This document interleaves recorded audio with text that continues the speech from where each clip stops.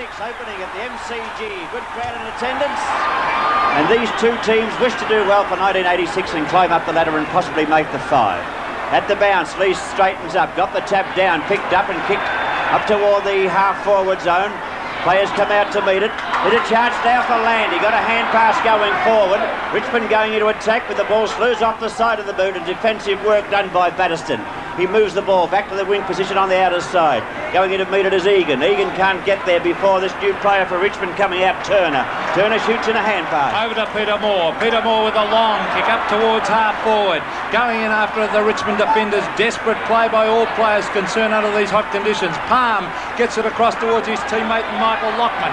Lockman comes away from defence. Brings it out towards Flower for Melbourne. And Robbie Flower, the owner of the Melbourne Knights, goes for the hand pass. Over to Johnson.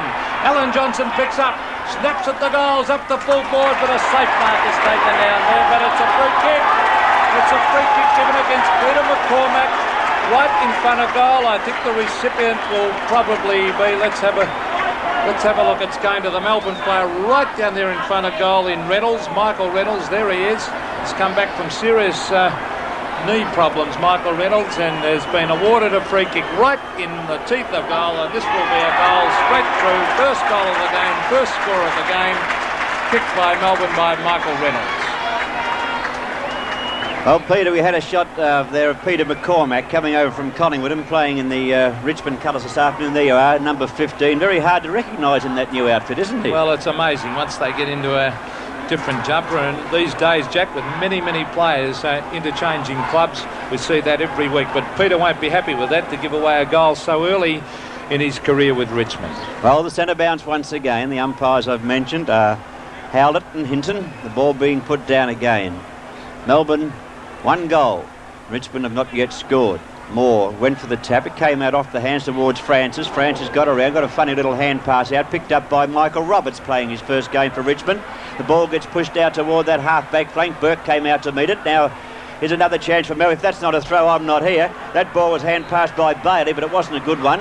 And now Melbourne once again try to get into attack through the half-forward line. Right, and that's a free kick down the field. Now, Grinter, the umpire's taken a tumble down here at centre-half forward, but Grinter getting a pat on the back. The umpire has recovered as Grinter a long way out from goal. Goes kick for a low trajectory torpedo punt offline and through for 1 behind. So Melbourne doing well early in the game, but bear in mind we've only been going almost 3 minutes in this first quarter. Melbourne are on 1-1, Richmond yet to score. The defence of the Melbourne side of the stage, Peter, standing up fairly well. Funny looking kick in from full back, but taken by Mark Lee at their half back position. The 15-metre penalty will go against Melbourne. He hand passes on to Strawn. Greg Strawn gets it moving. Could be a free kick upfield, possibly could be a number 2. Could be a blue on here at the wing position.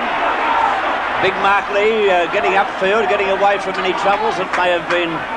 Well, I'm glad the umpires showed restraint then and didn't report Mark Lee, because I reckon he had every right to do what he did, and it was only a little minor altercation, and the umpires showed common sense. Well, can Richmond get back in the game and get a start through Landy, though? The kick isn't a good one. Off the side of the boot, up towards the goal square it travels, off their hands, picked up and snapped by James. What is it? It's only 1 behind. So it was a good try, a left foot snap, but only not quite getting through the goals, only bringing up the minor part of the prize. Richmond on 1 point and Melbourne on 117 points. You're on Seven's Big League, of course, and we're 4 minutes into the first term. Joe Regalo is playing on Michael Roach, and with his height, that will certainly help him. There's Danny Hughes. He's a real goer. Oh, beautifully taken by Michael Roberts. Gets it out to Johnny Anir. Under the left foot he goes. He fires at the goals. Pickering's there. Not quick enough to get to the ball before it goes over the line and through for the first score for Richmond, or second score, I should say. Richmond on 2 behinds.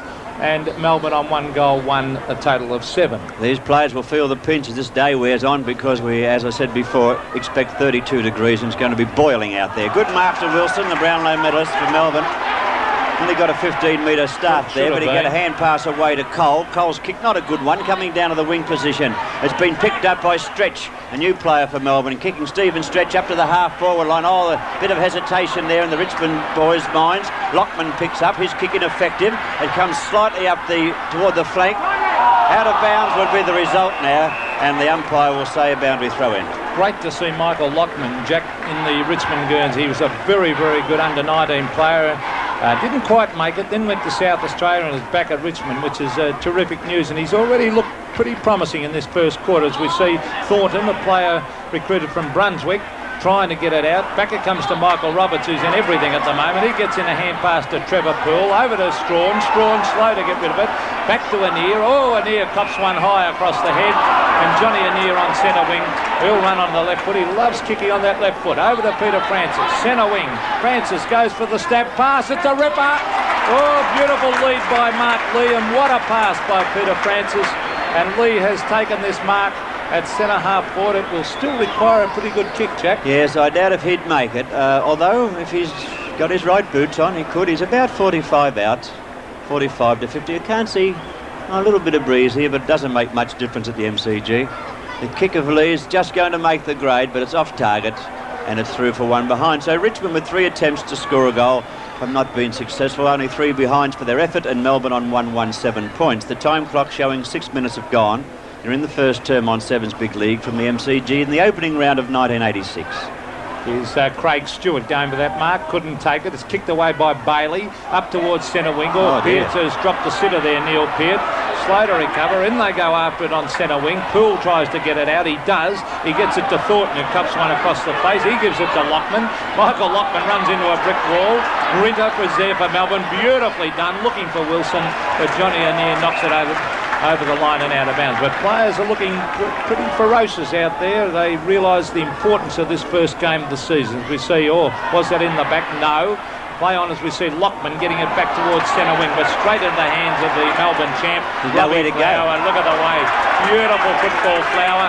Breaks away and brings it towards full forward. Who's there? Up they go. It's all Richmond. Peart from behind. Taken away by Thornton. Beautifully smothered by Johnson. Here's Stephen Stretch. Picking it up. Stops at the goals, and I think the young fella has missed.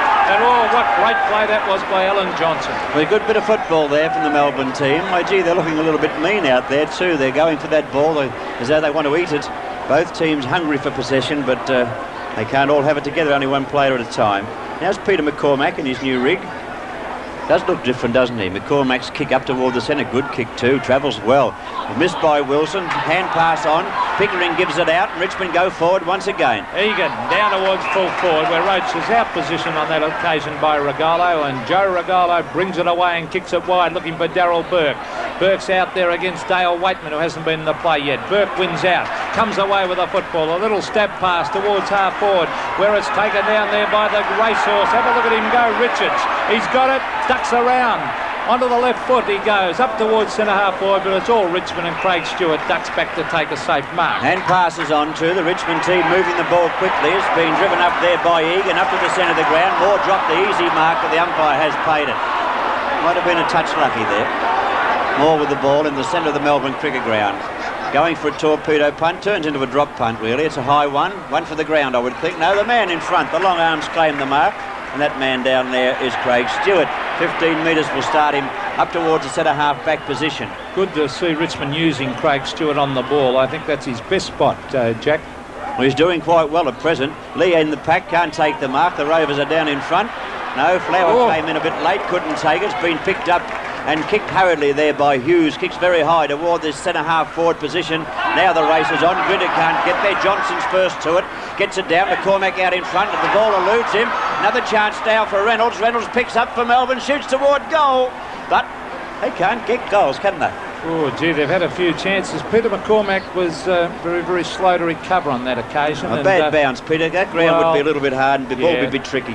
Fair enough, but Reynolds is looking quite dangerous down there at full forward, as we see Greg Strawn, who was selected on half-back flank and is obviously playing there, is bringing it out towards half-back. It's marked there by Peter Francis, who brings it wide towards Michael Pickering. Playing on Robbie Flower, is he? It's Flower holding on. The umpire going to play the 15 metres now. Gets out the hand pass to Peter Francis. He's going to look for Roach. Out comes the big full forward. He can't take it over the back. Here's a chance by young Thornton. Into the open goal he goes, and he puts it through for a goal to Richmond. Well, at the 9 3/4 minute mark of the first term, Richmond and Melbourne are level. Yes, it was a good goal by Thornton. Took the ball well and went straight into goal. and kicked it through from only a few metres out. So that was very, very well done. Which Richmond would do something about their, as we said, the scoreboard, 1 goal, 3 apiece. That Thornton coming from Brunswick have quite a few Thorntons in their history. I know a couple of Thorntons used to play at Brunswick. I just wonder if there's any relation to them. By the way, what a couple of... They've produced some great players, Keith Gregg and Wayne Schimmelbusch too, that come to mind as we see Johnson, who's playing a great quarter, gets it down towards half forward. This looks... David Palm has dropped the sitter.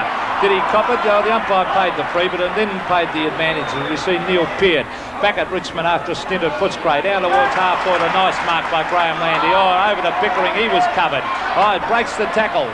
Goes for the kick down towards half forward, or forward pocket, and that's Michael Roach taking that mark over the back of Regolo. But that was a dangerous hand pass, but luck's a fortune it came off. It was a dangerous hand pass, but a beautiful pass by Pickering to be able to lob the ball over the top of Joe. Regolo did everything right. He was out in front of Roach. He had the right spot, but a beautiful pass, popped it over his head, and now we'll see if Roach can really get this goal from the boundary. Not an easy shot. The camera will be right behind him. You'll get the angle as he goes in. Richmond need a goal to go to the front. Any score will put them in front because scores are level, 1-3-9 each at this stage of the game, and it's through. The goal kicked by Roach. Yes, a lovely goal to Michael Roach. He's very dangerous whenever he gets the ball near goals. A very accurate kick. Scoreboard, Richmond 2-3-15, leading Melbourne 1 goal 3-9. Well, Pete, how would you like to be out there today in this heat? Well, I wouldn't mind it at full forward. You'd get a bit of a breather, but anywhere else on the ground, Jack, I think they're going to really earn their money today, these players. Real summer conditions. My word, it is. Back to the centre. At the bounce now. 15 playing 9. Chance for Johnson to go forward. Looking for a teammate down. They see that ball's bouncing badly. Once again, it eluded McCormack, but it's been picked up by Strawn and going into the back pocket for Richmond. Very close to the boundary line. And those two players down there, 23 and 24, they're going to confuse me all day. Well, I'll tell you what, I'm already having trouble with 27 and 37, Thornton and Lockman.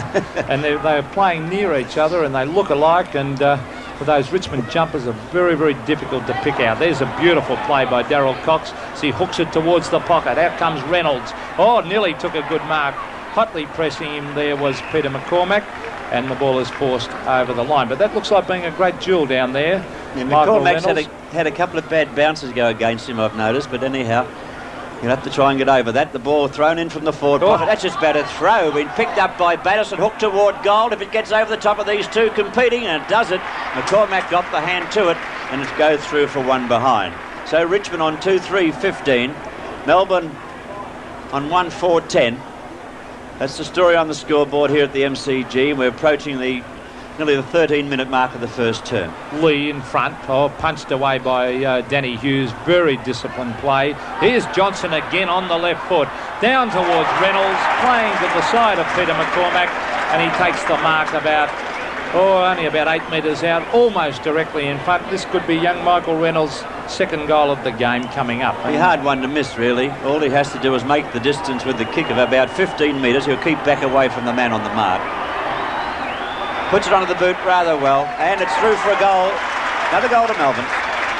2 goals to Michael Reynolds, as I said, and the scoreboard shows Melbourne 1 point in front. 2 goals, 4-16, leading Richmond 2 goals, 3-15. Well, Pete, you and I were talking yesterday at the Good Friday appeal for the Children's Hospital. We said it should be a fairly even game. Well, I know it's only nearly 14 minutes into the first term, but you couldn't get much more even than that, could you? 15 playing 16, and that's the way the game's going too. Yes, well, Melbourne are getting an enormous drive from Alan Johnson around that centre. He's just belting the ball into attack at the moment, and they're looking quite promising. But as you said, early days we see Moore, or is it Hughes? They look very alike. It was Moore that time. Out to Stewart. Stewart hand passed about 2 inches there. Hughes went in very, very hard. Michael Roberts pounces on it. He's done well. Beautifully done to Landy. Landy towards half. Well done. Stephen James, a beautiful grass-cutting pass to James, who might have a touch of cramp there, but he's going to go back and have this shot for goal from 35 to 40 metres out directly in front. It's a lovely pass, all right. Richmond are using the ball well. In fact, both teams are using the ball well. The ground, as I said before, would be hard, a little bit tricky. The bounces are erratic. And here's a chance for Richmond once again through James. He had one snap earlier in the game and missed. He's getting advice or otherwise from the people around him. 35 to 40 out. I think he's missed it. Yes, only one behind. So Richmond now 2 goals for, Melbourne 2 goals for. 15 minutes into the first term at the Melbourne Cricket Ground. The opening game for 86. Joe Regalo brings it in, looking there for Peter. Well done. Moore, who flies over the back and takes a beautiful mark. They'll need Peter Moore really firing today, I would think. He was playing against there, that marking duel against an old teammate in Craig Stewart. Now there's a bit of interference, holding going on here, said the umpire. It's going against Russell Richards, I think, and going back to Richmond, and that is to Lockman. Lockman gives it across to Dale Waitman. I think that's his first touch of the ball as he brings it down towards his big mate, and Mark Lee towards the half-forward line. That'll be in the back, I would think. Well played. Yes, said the umpire. He did that well. Very well played, Mark Lee. He'll take this kick out toward the half-forward flank, round about the practice wicket area, kicking into the forward pocket. Richmond want a goal. Can they get to the front? We'll soon find out. The ball near the boundary line. Regolo runs it out, and we'll see a boundary throw-in taking place in Richmond's forward pocket position. We're 16 minutes now into the first term of the game at the Melbourne Cricket Ground between Richmond and Melbourne. We couldn't get much more even, 2-4 apiece. Boundary throw-in, Richmond in attack. Roach doing the ruck work, grabbed by Michael Roberts, who's showing a lot of endeavour early in this game. That will probably be a throw-in, I would think. It is, said the boundary umpire, and with the scoreboard showing 2 goals for apiece. We're at the 16-minute mark of this first quarter. Let's see who's doing the ruck work. It's Roach again against Peter Moore. It's in that forward pocket area. Players pounce on the ball, and the umpire, this time I think it's umpire, no, it's not umpire Heller, it's umpire Hinton this time. Here's a will bounce the ball. Chance for Richmond now, because the ball's been moved away from the boundary line, and it's only 20 metres out from their goal, but Moore changes that. He thumps the ball toward the boundary. James playing well for Richmond, rode the bump. Well, got a hand pass, I think. A wild one downfield has been picked up and hurried back by Peart up toward Moore, who dropped the head when going for the mark, couldn't quite take it. Picked up by Bailey of Melbourne. He kicks back toward the flank, and the mark has been taken out there on the practice wicket area by the Richmond player in Egan. Egan will be looking for a pass, I would think. I don't think he'd make the distance from there, Pete. He might be waiting for Roach getting back in the square. No, he's gone for the short pass and found Stewart. Well, he's a long way out now. He is a magnificent kicker of football. Oh, gee, he'd need to be from there too. Well, if he goes for a torpedo punt, he'd go close. A drop punt wouldn't make it, I wouldn't How's he think. holding it? He's a very, very long kick. Going for Craig a torp. Stewart. Look at that. Look at that torp. for a kick. Bad luck. He went for the torpedo, he got it, didn't quite get it properly, it wobbled a bit off the boot, but it was just off target. But a beautiful attempt to score a goal. Well, I know he's played at full back. The scoreboard, by the way, 1 point in favour of Richmond, but Stewart is one of the longest kicks in league football, and when he went back for that one, I knew he could make the distance, but the accuracy was just off, as we see Peter Moore popping one across the ear from Mark Lee. That was a rather dangerous pass by Regolo there, putting the ball in towards centre-half back. I'd say there's a shocking-looking kick. Craig Stewart goes up. He's knocked away by Hughes. Now, this Alan Johnson again. It is. Oh, beautiful pass out to Grinter. Grinter has got the run of the ball. Poole's got a bit more pace than him. He throws the ball away. Now, the umpire will say that. I reckon that was a good decision by umpire Hallett. Yes, it was dead right. Excellent umpiring, because we had a good shot of that too. There was a good tackle there by Poole. Poole had the pace to catch Grinter. And there's the kick up towards Flower, who flies over the back and takes a lovely mark on his chest. Yeah, Flowers is certainly in bloom. He's not too old yet, as Robbie Flower. He'll be looking for someone to take a big mark, but Cormac will go the spoil. Reynolds will try and come in from the side, but no, the ball does come to turf, picked up by and shot out very quickly by Palm. There's a chance for Lockman, moving the ball out toward Anir on the wing position on the outer side. On the outer side, it's Anir coming around again, bringing the ball toward James, is doing very well. Oh, what was he? He must have got a call from Roach. He left it for Roach, has said leave it. There's no doubt about that. He got a call. He was flying in the air. He dropped the hands very quickly, and Roach was right behind him. It was good team play, but Roach didn't take the mark. That could be a problem, though, Jack. That might be a little problem down there. Stephen James and Michael Roach tend to... Well, James plays like a full forward. They may get in each other's way. Now, that was an occasion there. There was Stephen Stretch, who couldn't quite get away. There's Phil Egan. Oh, crashes his way through onto the left foot. A beautiful looking kick. Pickering flies, punched away. Good disciplined play down there by the Melbourne player. I think it might have been Turner. I'll try and pick him up in a moment. Once again, you're talking about flying against each other. The Pickering may have that effect too on Roach down there. They all like to get in the action. We see the ball coming out towards... Oh, that's a freak. Oh, no, they're playing the advantage. Maybe. There's Neil Pearce, grabbed it in the centre of the ground, brings it towards half forward. There, waiting at the back, is Michael Pickering, beautifully judged.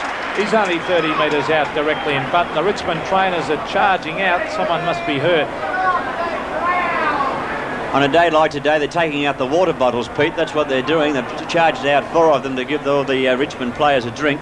Try and refresh them a bit. Pickering shot toward goal. Looks like it's split the centre from here. The umpire indicates a goal to Richmond, and another one on the board for the Tigers. Scoreboard 3-6 Richmond, leading Melbourne 2-4, and the Tigers just starting to look dangerous and starting to get their game going at the moment, Jack, as we see. You can't see it on screen at the moment, but Mark Eustace is on the boundary line warming up. They may interchange him shortly, the ex-Essendon player. Good honest player, Mark Eustace too, as we see the bounce of the ball, and Lee going against the young player. Number 41 for Melbourne is Stephen Turner, and here we go with Mark Lee getting the hurried kick in down towards Michael Roberts. He swings onto the left foot. Up in the air it goes. Joe Regalo tries to get there, but the ball was out of bounds on the full. There was a chance there for Roberts. He was moving into goal and getting around onto his left foot, his kicking foot, but he tackled right at the right time, and kick went offline. Regolo's kick up toward Pickering. He just about held that too. Comes out toward Egan. He can't pick it up cleanly. Been forced out once again. Looked like Anir got the hand pass off the ground, but back it goes into a pack of players. The umpire indicates a push in the back, and the Melbourne side will take the free kick from that half-back line. Yes, and that player for Melbourne was Stephen Newport, getting it down there to Brian Wilson. Cleverly done. He's looking for Bailey. Bailey hasn't got a ton of pace. He should handball this. He does. Here's the danger man, Alan Johnson. Oh, brilliant football. But he tried to do, he didn't have any backup support there, and Trevor Poole comes away with the football. Brings it down towards the centre of the ground. The mark is dropped. Charging through is Nigel Cole. He ducks back onto the right foot. Oh, lovely looking kick, but who's there for Melbourne? Over the back is Reynolds, couldn't take it. He's battling against 4 Richmond players there. Reynolds, where's his support? Now he's got it through Johnson. He hooks it back looking for Peter Moore. Up in front is Moore. Oh, gee, some strong work went on there. Now it's a chance for Grinter. Grinter bustled out of the way by Strawn, and Strawn, like a true backman, heads for the boundary line, and the umpire lets him run over the line with that one. A lot of pressure on the Richmond defenders on that occasion, with time clock showing we're getting toward the 22.5-minute mark of the first term. Johnny Nia picks it up, shot out a hand pass too. The Richmond defence standing firm this time. The ball driven up by Landy. It's on the wing position where the free kick has been awarded to Pickering. A long way out of position though. He's only on the half-back line more so than the wing. He gets a hand pass back to Landy, who follows the ball through nicely. Kicks with the right foot on this occasion up toward Lee. The ball put down toward Roberts, taken by Nia. Tackled too high. He hand passes to Roberts. It was a bad hand pass. Roberts wrong-footed too. Drives into the forward pocket. Roach comes out. A bad bounce for Regalo. Taken by Roach. The left foot step. His goal is on. Roach goes goalward, and he's hit the post. Did he or not? Yes, he hit the post. Oh, gee, that deserved a goal. That was brilliant play by Michael Roach. Richmond have moved on to 3-7, leading Melbourne 2-4, but Roach, 6'4" of him, he came out like a little rover, swung onto the left foot, and that deserved a goal, but unfortunately for he and Richmond, it missed. There's Robbie Flower, beautiful positioning. Gee, you can't keep a champion out of it. It's a beautiful judgment there, and I think that's what makes a good player, that judgment, Jack. He's a magnificent footballer, Robbie Flower. He's on the half-back line now, looking into a fairly congested half-forward zone. He puts the ball up high and hopes, I think. Oops, there. Ball will come to turf. Grinder was waiting for the crumb. Didn't go into the pack to try and take the mark. The ball's on the turf now. Now it's over the boundary line. So a boundary throw-in will take place on the half-forward flank for Melbourne. Scoreboard showing 25-16. Richmond leading by that 9-point margin. Well, Melbourne have got to start contesting a bit more on that forward line. They're leaving it up there to Reynolds. They've got to get up there and contest. They've been 1 against 3 and 4 every time up there, Jack, as we see. Well done. Oh, beautiful football. They're looking for Stewart, but waiting at the back. Now, this time it is Lockman, I think, or was it Thor? I think it was Lockman. They look very, very alike. Up towards the little Waitman. Waitman to Francis. Francis onto the left foot, looking to Anir. Anir has got the run of it. A hand pass over the top, looking for Roach. Will it bounce through him? Oh, beautifully done, Michael Roach. But now he's caught. Umpire calls play on as Cole gets it hurriedly to his boot. Good defence by Melbourne, because that looked like being a Richmond goal, Jack. Oh, gee, it's a good game of football. I'm enjoying this because Melbourne and Richmond are fighting. They're trying to get back up the ladder. Over the last couple of seasons they've been down, and they're putting their all into this game, and I I know that you will be enjoying a football on Sevens Big League. The ball on the turf now into the forward pocket. Bailey's kick comes down only to the half-back line and has been grabbed out there on that half-forward zone. Richmond players trying to swing into position through Thornton. Here's another big go. The long kick from Stewart goes up towards the square, drifts to the pocket. Roach can't mark it, picked up by Cole of Melbourne. He can't get it very far, taken by Bailey. Bailey now from the half-back line, trying to get the ball down forward, tried to draw the players up. He did that, but it can't be handled cleanly. And it's Cole of Melbourne through the wing position, coming down to the half-forward zone, puts it on its way. Punched away by Lockman, the ball toward the boundary line. It's hurried into Melbourne's forward zone now. Reynolds is there, and Reynolds takes the mark. Oh, he had a loose man, and the Richmond players knew it too. Yes, that was good football. 15 metres. He's 15 metres. Well, he's doing really, really well, Michael Reynolds. He's been most impressive at full forward. I said early in the piece, and it was great play too by the Melbourne players to get it down to him quickly. He took a lovely mark. Now he's right in front of goal. Is that his third? The goal umpire didn't move. Yes, it is. 3 goals to Michael Reynolds. And Melbourne move on to 3 goals for, trailing Richmond 3-7. Yes, he's certainly doing well down there against an accomplished backman in Peter McCormack. Or is it Strawn gone back there now? No, I see Strawn down in that area, but McCormack is still on Reynolds.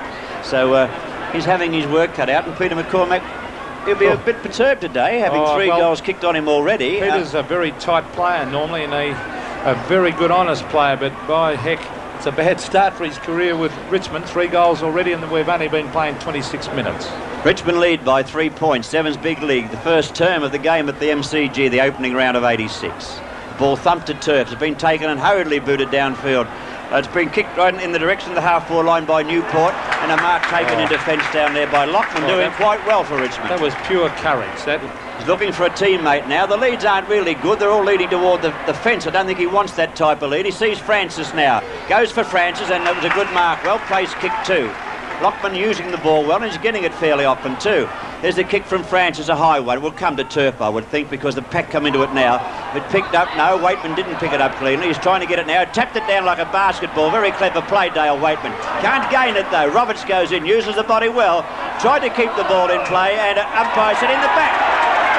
Holding the ball is paid. Oh, he couldn't. He has. He's paid holding the ball, he's signalled, Jack, and Alan Johnson has taken his free kick on half-back flank. He brings it up towards Peart, and he had his teammate there. Is it Mark Lee? No, it's not. It's Trevor Poole taking that mark on centre wing. I told you those two would get us before the day was out. Well, there he is, Poole, up towards Pickering. Up he goes. Can't take the mark. Mark Lee over the back. Stephen Stretch charges through. Loses the run of it. Now it's Brett Bailey. Oh, Regolo took his eye off that one. Well done, Mark Lee. Over the top looking for Landy. Now he's got it, Graham Landy. Oh, very ordinary looking kick as we've seen. Cole intercept, gets it out there to Wilson. Wilson's got no one at all to kick it to, so he cleverly goes, does the old Johnny Beckford kick straight to the boundary line, but where were his teammates? He had no option but to put it out there. That only 2 players he could see downfield, down around the wing position were Richmond players, and he just went for the boundary line with a sort of underground pass and found the white line. So Strawn in there against Moore, but couldn't do much with it, of course. The ball's on the turf. That was Thornton coming through, but Johnson's hand pass comes out to Peter Moore. Peter Moore of Melbourne swinging back the wrong way, playing a dangerous brand of football, giving the ball to Johnson, who gets it back toward the centre of the ground where players set themselves, but no mark is taken. It comes a turn. Michael Roberts comes up. There's a chance now for Pickering, and he takes the mark for Richmond, but it may just touch his kicking distance. Peter, he was thinking of a short pass. He may think he's out a little bit too far. Not a long kick, Michael Pickering, but a league footballer should make the distance from where he is, Jack. Pickering is not far at all. Has a chance to put Richmond further in front. Richmond leading by 3 points. Pickering going for his second goal. It's a drop punt kick which is on its way, and he may have got it. Yes, he's got it through all right. Another goal to Richmond, another goal to Pickering. Well, they've got a tremendous 3-pronged attack up there, and 4-7 Richmond, by the way, to Melbourne 3-4. So Richmond just edging across.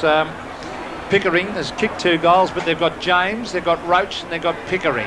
It probably makes it a little bit hard for Roach with all these guys leading across in front of him, but by heck, they've got 3 good players up there that convert. Well, talking to Michael Roach yesterday at the appeal, he said he doesn't care who kicks the goals as long as Richmond win the matches, and that's the right approach. So there's the ruck duels have taken place, the ball thumped down. It's either Pearl or Pert, but there's a siren to end the first term. And the first quarter ending at the MCG with Richmond on 4-7-31, Melbourne 3-4-22. As we start the second term at the MCG, we see that Richmond leading Melbourne by 9 points. Richmond 4-7, Melbourne 3-4. Moore awaits the ball, beaten by Lee, tapped down to Waitman, can't do a great deal with it. Wilson dives on top of it, can't get it away, does hook it out of the pack eventually, but the whistle sounds and the umpire said a bounce will take place still in the centre of the Melbourne cricket ground. 4-7 to 3-4, I told you, Richmond leading Melbourne. A very interesting first quarter in which young Reynolds of Melbourne, young Michael Reynolds, kicked the whole 3 goals for Melbourne. Towards half forward now, that might have been in the back. No, said the umpire, as we see Egan come away with the football. The long flying shot at the goals and it hit the post. That's 2 they've had. Yes, they've had 2 posters. Michael Roach hit the post once in the first quarter, and that's their second. As we see, Richmond are on 4-8, leading Melbourne 3-4. It was a very, very good first quarter, with Richmond just edging away towards the end of the final, end of the quarter. Now here's Danny Hughes, has been really trying hard today without doing anything spectacular. He's probably the best player on the ground in Alan Johnson. He's had the ball on a string as he gives it to Peter Moore. He has a bounce. He's going for the long kick towards the goals. He brings it up towards full forward and off the hands of the players up there and through for a point at the other end of the ground. So Melbourne just creep a little bit closer, 3-5 to Richmond 4-8. Peter McCormack in the new colours for him, coming from Collingwood this season and opening up at full back for Melbourne in the first game. McCormack not having a good day so far, having 3 goals kicked against him by Reynolds. Now here's a chance for Stephen Stretch, a new player for Melbourne, kicking into the forward pocket. Well-placed kick, and the champion you see in action there is Robert Flower. Robbie Flower's played quite well in this game so far. Hopefully he's got over that injury we saw him get last year, Peter, that shoulder injury. Wouldn't it be great? Wouldn't it be great to see him have a full year on that wing? He's a great player. Now he should kick this about 25 metres out. The angle's a bit tight though. I don't think it made any difference. Robbie Flower gets his first goal.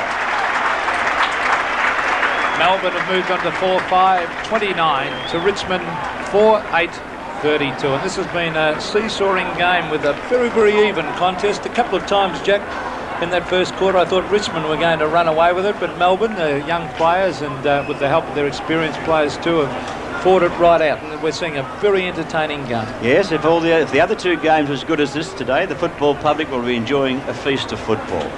Centre bounce once again. Your umpires today being umpires Howlett and umpires Hendon. Now, a chance for Moore again, a long hand pass, a good one at that too, giving Melbourne the opportunity through Grinter to go forward. He gets a hand pass over. It's been hurriedly moved up there by Cox, it was, and the mark taken out here by Russell Richards. So he's in the shadow. You see that shadow on the ground there. The Melbourne players took refuge there at quarter time. They made their break there in the middle of that shadow. It's that hot here at the MCG. Good kick. That's on its way. It's through. Richmond 4-8-32, Melbourne 5-5-35. You're on Seven's big league and all the action from the Melbourne cricket ground. Well, up in the bar after the game tonight, I'm sure that Darryl Cox, Jack, will be saying that was a great pass to Rhino, as they call Russell Richards, because he just hooked that back any old how, and of course Richards was standing there and took them up. But what a lovely kick, as you called it. Well, Melbourne have gone from 9 points down only 3.5 minutes ago to be 3 points in front. So the game will it be at the end of the game? It's Lee getting the ball out, taken by Francis. The kick not a long one, picked up and hurriedly booted in toward the centre of the ground, where Grinter comes in again. Grinter gets it moving up toward the forward pocket. A well-placed pass, and he's found Turner. Well, Melbourne moving the ball well early in the second quarter. Now Turner, we don't know much about him, knowing he's a new player from the West, isn't he, Pete? I think South Australia. South, is it? Jack? Well, I don't know how long he can kick, but he should be within range if he's a league player. He's about 45 to 50 metres out. He's within range, all right. It's through. Another goal to Melbourne. Well, what a great effort by the young player there, Steve Turner. A lovely drop punt kick. He would have been under enormous pressure and nervous, of course, and he's put Melbourne further in front. 6-5, 41, Melbourne to Richmond 4-8, 32, and well, I expected Richmond to bounce away in this quarter, Jack, so it's a very, very good effort in the first 4.5 minutes of this term by the Melbourne side. Well, the side that's going to win this game will be the fittest side, because as the third quarter finishes and the final one starts, these players are going to be absolutely exhausted playing in this 32-degree heat. And they're going to be hotter out there in the middle of the MCG, Pete. There's no breeze at all to give them any respite from it. So it's through Francis now. Richmond will go forward, putting the ball up high into the forward pocket. Big fella comes out, Roach can't take the mark cleanly. It's on the turf, been knocked out of the pack too. It's another chance. Hughes gets it out to Flower. Flower up the wing, balks nicely. Lockman balks again, gets the ball into the half-forward zone. All the big men fly. The little fella's weighed down. Waitman nearly picked it up. There was a chance there for Melbourne. Now it's been hurried out of the pack into toward the half-forward flank. Who's going to get there first? A chance for Stretch. Stephen Stretch can't take it with him. It's taken away by Poole. Oh, was it the other one? Piatt now gets it moving out to Egan. Egan gets it down to Lee. And Big Lee, no, dropped the mark. Free kick, though, for holding the man. Well, I'll tell you what, those ruckmen are really going to earn their money today. That's 15 metres. That's not good play by Hughes. As off he goes, he's looking up there for Roach. Roach has got the position. No mark. Oh, that Melbourne defence doing well. Oh, they tripped over his teammate there. Here's a chance for Melbourne to bring it away through Cole. He hooks it out wide. He's looking for Robbie Flower. Now, let's see the brilliance of Flower here. He punches it away. Still held. That'll be a free kick to Robbie Flower. A very, very clever bit of play by Robert Flower. Well done, Robert Flower. Move the ball now up very quickly, up to the half-forward zone. The pass a little bit too long, or the lead was too fast, whichever way you want to put it. And the ball out of bounds. Off the hands, though. No free kick to the opposition. So a boundary throw-in taking place on a half-forward flank for Richmond on the outer side of the ground, where the ruckman will be Stewart. He got a tap out the back of the pack. There's a chance for Richmond again. Neil Peart, but Peter Moore is sitting there, and that's a good play by Peter Moore, going down to help Regalo, and that is Regalo on screen on the left foot down towards centre wing, and he finds Cox. Cox gives it across to Newport, and Steve Newport brings it towards full forward looking for Turner. They put his opponents drawn under pressure. Here's a chance now for Melbourne as it's grabbed by Reynolds. Reynolds goes for the hand pass. Oh, coming in the lender hand is Richards. He's got a ton of pace. He sprints away. He goes for the long drop punt. It comes back. Not enough, I don't think. Oh, gee, that was good football, but he just missed and threw for 1 point. The Demons looking very dangerous in the second term. Richmond 4-8-32. Only added one behind for this quarter. Melbourne 6-6-42. They've moved on by 20 points in this term so far. The ball on the turf. Lockman didn't take the mark. Richards is there. Oh, strong stuff. Got it head out the Bailey. Back to Richards. Richards comes forward. The kick not a good one. Up towards Strawn. Taken away here by Michael Roberts. Swinging back onto his right foot, which isn't his kicking foot. Down toward the half-forward or half-back zone for Richmond. It travels. Taken by Landy. Quickly tackled the ball on the turf. It's been picked up here. And it's Bailey, is it? Getting the ball. No, it's Newport, number 34, moving into the forward pocket. And the mark is through for one behind. Off the hands or off the foot or off something. Actually kicked it through in the air. Accidentally. So another point to Melbourne on the board. 43 playing 32, and Melbourne looking dangerous. Oh, they're under pressure. Richmond, they're under all sorts of pressure at the moment as we see Poole bringing it up to centre half-back. Mark Lee is there. Can't take the mark. Hughes is putting him under enormous pressure. Now this is Thornton with the football. Onto the left foot he goes. Beautiful looking kick to James. Well clever play. Over to Pickering. Pickering into the open goal. Is it his third? It floats. Yes, it's a goal. 3 goals. Beautiful play by Stephen James over to Pickering. And Melbourne are still in front, 6-7-43, but Richmond are a little bit closer, 5-8-38. Yes, that was good play by James, hooking the ball back to Pickering. Must have got the call from him, of course, or he knew where he was. It's James on camera now. Got the ball down, very, very clever play, and resulting in naturally what the coach and the rest of the Richmond supporters was a great effort, a goal. They needed that too because, as we said before, they under a fair bit of pressure from Melbourne. Centre bounce. Lee gets the bounce, favours him a little bit, gets it down toward still in the square toward the half-forward zone. A little bit of basketball goes on. The ball forced upfield now, and the Richmond defence under a fair amount of pressure. That looked like Egan who got the ball out, but this is Stephen Stretch, a new player for the Melbourne Football Club now. Thought of a hand pass to Moore, going for the short pass and a ill-directed pass. Not a good one. Thornton now going for a hand pass out to Palm. Palm tried to get around the tackle, was well caught, but the umpire hasn't penalised him. Francis picks up for Richmond. He hooks it back and taken by Stewart. Stewart looking for a short pass back in the centre. Michael Roberts is there. He gets a hand pass working again, and now Richmond through Strawn come forward. Down to Roach. Roach up. Yes. The umpire's paid the mark. Yes, the umpire's paid the mark. That was Thornton who kicked that long kick down to Roach. So I don't know whether he did pay the mark. Don't know whether he held it long enough, but he was under a lot of pressure, Jack. I thought he paid the mark. He did pay the mark, yeah. But still, it was a good effort. Roach, as usual, in front. Great player. Regolo's done pretty well today. That's been a terrific contest. Now, Roach, one of the great kicks in league football. This could put Richmond back in front if he gets it. Yes, well, we're seeing a terrific game. Let's see if he's as accurate as he normally is. He drops that on. Look at that. Regolo did not have to move. 2 goals today for Michael Roach so far. And Richmond move on to 6-8, leading Melbourne by 1 point. They are, of course, on 6 goals, 7. Michael Roach on screen. Great goal, that too. Very good goal indeed. A long goal. Can kick the ball very well, as we all know, and didn't let himself down there. He threaded that one right through the centre. At the centre, we're talking about the centre. We're in the centre of the ground at the Melbourne Cricket Ground. You're on Sevens Big League. All the action from this venue. Only 1 point between the teams. Lee. Got a tap, or just about give it to him. Punched out by Hughes, taken by Francis.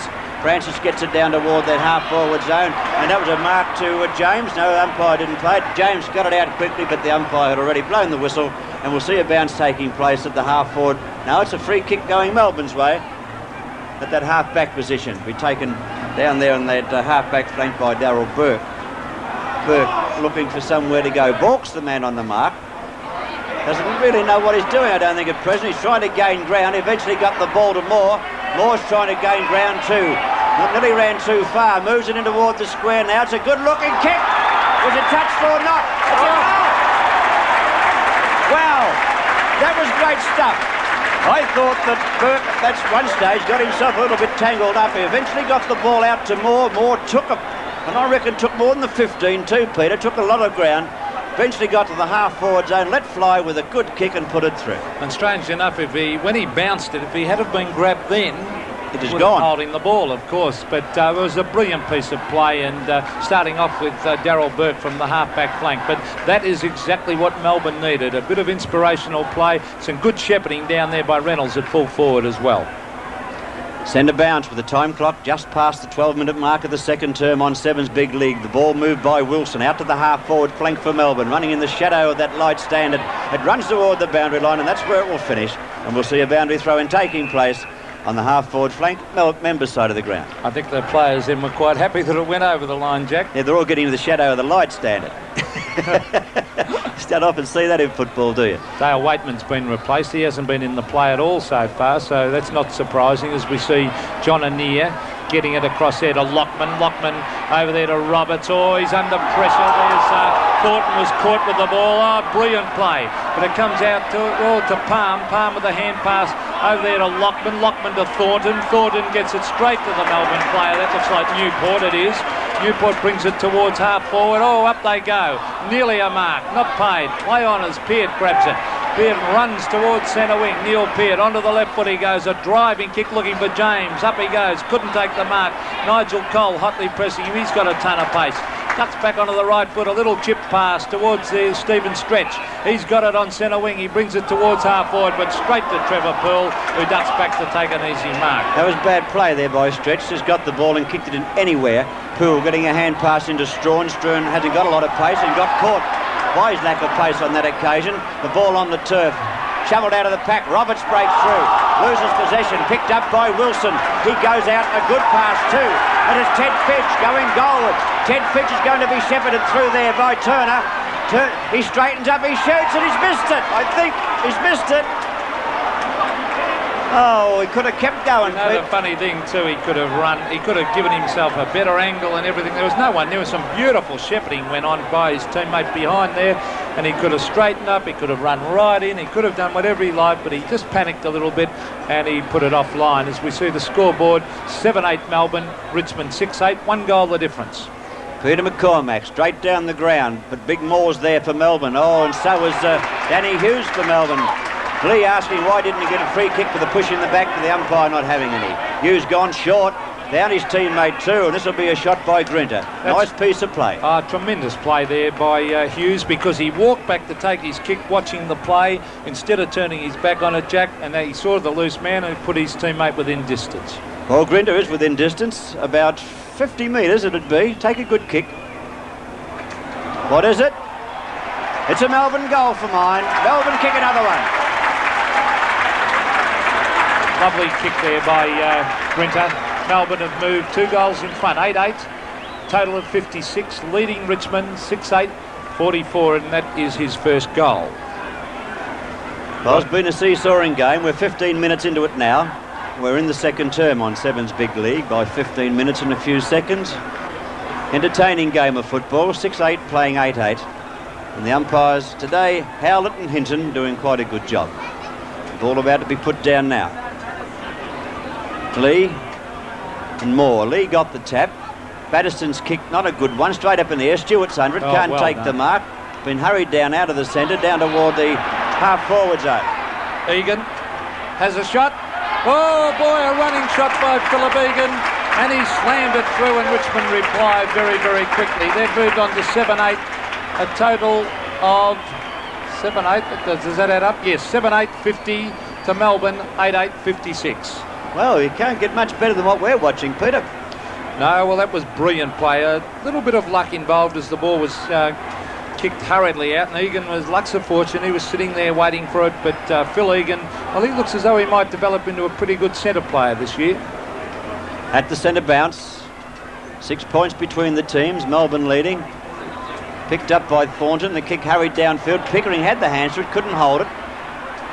Now it's been shot out there at the left foot by Newport into the half-forward flank area. No mark is taken. That looked like Richards couldn't break away. Francis picks up for Richmond. His hand pass comes back toward Grinter.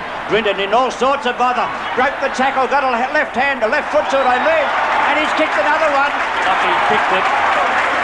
Should have gone for a hand pass, but he broke the tackle well, saw the goals in his sight, let fly, and another good goal to Melbourne. Well, I tell you what, he'd be straight off the ground if he hadn't have kicked it, because Alan Johnson was standing on his own, screaming for the hand pass, all on his own, 20 metres out, and he was ignored. But Rodney Grinter, all the same, kicked the goal and put it through, and a very handy goal to the Demons. They're all handy. Back at the centre bounce with 17 minutes gone now, the second term on Seven's Big League from the Melbourne Cricket Ground. The co-tenants Melbourne and Richmond doing battle. There's only going to be one winner, of course. Lee taps it down, taken by Wilson, ducked the head, and he didn't really get tackled. He got a free kick out of it, though. His hand pass put his teammate Burke in trouble. His left foot kick comes off the side of the boot a bit, picked up by Peart. His left foot kick wobbles out toward Pickering, got the front berth, but can he get away from line? Got the ball tapped away from him, picked up here. Pickering looking for support, got it too. A hand pass to Thornton. Thornton gets it moving down toward Roach. Roach out in front of Rigolo. Neither take the mark, it's on the turf. Here's a chance now for Richmond. There's a chance. It's Eustace. Balks nicely. He's going to have his shot. No, he's come back to Roach. He's not. He's caught. Holding the ball. He didn't know. He didn't know he was about to be tackled. He was going to have a shot at goal. He played on. He was caught. I wonder if he felt that the ball wasn't 15 metres, or whether he felt he was clear. I think that was probably more. Well, he was going to play on. There it is. We saw it on replay there, but it's certainly a free kick. That was Batterston getting it out of defence right down towards the half-back line. But oh, what a... It was bad play by Michael Roach, because it was beautiful play by Eustace, who ducked around on the boundary and gave it to him. But you do these things on the spur of the moment, I suppose. As we see Turner against Lee. Lee got it down to Roberts. Roberts head down towards half-forward, where Pickering is proving a real danger up there on the half-forward line. He's going for the short pass. It's a low step pass. It's a lovely pass. It's a lovely lead too by Michael Roach, but he's on a very, very acute angle. I think he'd know the angle, wouldn't he, Pete, being playing on this ground? He's a great kicker. Some idiot throws a can out in the ground. Yeah. Have a brain like a peanut. I don't think it'd be that big, Pete. There's a shot from the forward pocket by Michael Roach, who had a little bit of misunderstanding there a moment ago. It's a very tight shot. It's a... Oh, hit the post again. That's his second. That's his second, Richmond's third. Yeah. That's twice he's hit the post. In the first term at the scoreboard end, he hit the post, and there, that very tight shot, he's hit the post again. So Richmond with 3 posters now. Their score is 7-9-51, but the leading score at this stage is 9-8-62 in Melbourne's favour. The short pass comes out, or kick in from Francis. Can't take it. Flower being dragged off the ball. Grinter's hand pass is good. given out here. Burke's hand passes to Johnson. Johnson's got a bit of pace. He's going to use it too. He'll hand pass on to move the ball further into the half-forward zone. Another chance for Turner. Turner goes short. A beautiful pass and a well-placed kick has found his teammate, who's playing with confidence now. And this is Teddy Fidge with the short haircut. Gee, where are those blonde locks gone, Jack? Have a look at him. Oh, well, the thing was that he's going to save him. He doesn't have to buy any combs. Teddy Fidge about 45 to 50 metres out. Very mature play by Stephen Turner then, Jack, too. Will it bring up the result? So now it's drifting a bit. Has it drifted too far? Yes, it has, only one behind. So Ted Fidge can't find the goals so far. Missing that shot.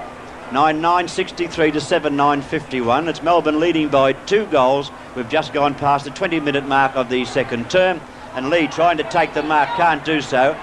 Ball tapped down, it's with Flower, he's bumped aside. Hand pass comes back quickly. Punched on by Batterston, he could have taken it. It's been picked up here in Richmond player in Peart, picking up and kicking to the wing position where Bailey does a bit of pushing out from the back, wasn't caught. Another ball comes to the turf again. Richmond under a bit of pressure now. They're trying to pick up. It's picked up by Thornton. Thornton can see Francis. He finds him too. It's a good pass. Francis, I thought, would have looked for Roberts. Yes, he does. Robert plays on. He goes into the half-forward zone. A little bit slow to get the boot to it. He drives in towards goal and he's off target. Only one behind. Michael Roberts has done very, very well so far in this game. His handball has been excellent and he looks as though he'll be a that's 8 handballs, is it? 8 kicks he's had, Michael Roberts. So that's a good effort so far in this game, in his first game for the Tigers. There's a big mark, or nearly a big mark there to Pickering. A hurry kick comes up towards centre wing, where the mark has been taken there by Poole. Poole gets it to Peart, who's doing pretty well. Onto the left foot goes Neil Peart towards the boundary line. It's still in play as Landy casually strolls after that one. I think he got a surprise when it stayed in. He's on the left foot. Oh, it could be a collision. No, as Hughes gets it, hooks it back. It was a very strong game being played by Danny Hughes. There's Bailey. He never takes a backward step either. He got hurt then, though. He's hurt. He's still down. It takes a lot to put Bailey down. It's a free kick going to Richmond's way as Bailey is still on the ground. And I think he's hurt because he's a pretty tough boy, Brett Bailey. Free kick, nevertheless, has gone down to Johnny Anea, about 40 metres out from goal, directly in front. Well, Roach is right down on the goal line in case the kick drops short. It's Anea's kick coming in now. He's hooked it badly, though. Didn't give it much chance to go through for a goal with that kick, and it's only through for 1 behind. So 7-11 now, the Richmond total, which is still 10 points in arrears of the Melbourne score. 9-9 to 7-11. Richmond trailing by the 10 points. A good kick, too, by Regolo, right up into the centre square. Francis tried, sorry, it wasn't Francis, it was Wilson tried to tap it on, taken by Stewart. A hand pass comes out. There's a chance for Lockman of Richmond. He moves the ball into the half-forward zone where Anea came out to meet it. Picks it up nicely, looking for support but can't find any. He eventually swings it around and finds James. James was thinking of giving a hand pass back, but he's been told by Anea to go back and take your kick. Too slow to get rid of it. You know, he got a hand pass back to now, and they're in trouble. That looked like that man got the hand pass out. The fans screaming for free kicks. Was like a shoveled hand pass coming out there. And the Melbourne side now looking for that flower in the hands of the trainers. It doesn't look too well. Francis picking up now, looking for a teammate. Gone very short and finds Roberts. Flower calling for the trainers. Must be injured out there, Peter. Roberts drives into the forward pocket. And a good mark. What's that, Pete? I was watching Flower. I reckon he's copped one in the ribs. He was holding his... Don't tell me he's going to have another year like that. He's holding his ribs. Let's hope he hasn't got cracked ribs or something like that. He's going into the change room straight away. He's not looking for the seat on the bench. He's going into the change rooms and the doctor's being summoned to come and give him some attention. Well, it's a damn tragedy to see him go off. They need Robbie Flower fit and playing a full year because... Well, we'll only wait and see what it is, but it is a tragedy. Flower, not too sure. He's going to have the wrong race there by the look of it, but... back to James, having the shot for goal. It's trying to get back, but can't do so, and only 1 behind. So the Melbourne fans will be, as you were just saying, Pete, very disappointed. I think as a football lover, you hate to see champion players. Gary Ablett's out of it for a long time, and I hate seeing Flower out because I love watching him play. Scoreboard 7-12, Richmond. Melbourne are on 9-9, 54 to 63. There's Eustace getting it in there towards Palm. Todd Johnson, brilliantly done. onto the left foot. Now he's looking out there for Stephen Stretch against Egan. Egan had to sit on him. Zantuck fumbles that one over to Johnson. Johnson a hand pass to Bailey. Bailey seems to have recovered from that heavy knock a moment ago. He's looking for Rhino, as he's known, in Richards. He's got a ton of pace, Richards. Let's see if he can get away. Look at that pace. As I said, tremendous acceleration. And he goes for the long kick at goal. And he's put it out of bounds on the forward. Boy, can he sprint. Well, it wasn't really good disposal. It was a great piece of work to break away as he did, but he should have got the ball somewhere around about the goal square, not having that dashing shot at goal as he did and putting it out of bounds. It's gone out of bounds a long way from the goals too. He's missed the goals by the proverbial mile. But it's still exciting to watch him play. So from the back pocket, Richmond will bring the ball back in. Round about their half-back flank area it's going to land, where Big Lee got into the pack, couldn't take the mark. It's come to turf. Eustace is in there for Richmond. Tried to get it out of the pack, but a free kick will go his way. He was tackled too high. Mark Eustace looking downfield. Pickering's leading toward the flank. The ball is driven in that direction, but he can't take it. He picks up nicely now. Got a hand pass working, and Landy caught. That was a good tackle. That was a great tackle. As we see Alan Johnson come away with the football, a lovely kick out wide to Ted Fidge. Now what will he do with this one? He's got it. He ducks onto the left. Will he go back onto the right? No, he goes for the little pass to Peter Moore. Beautiful play, Ted Fidge. But oh gee, Alan Johnson's having a great day up around that centre area, Jack.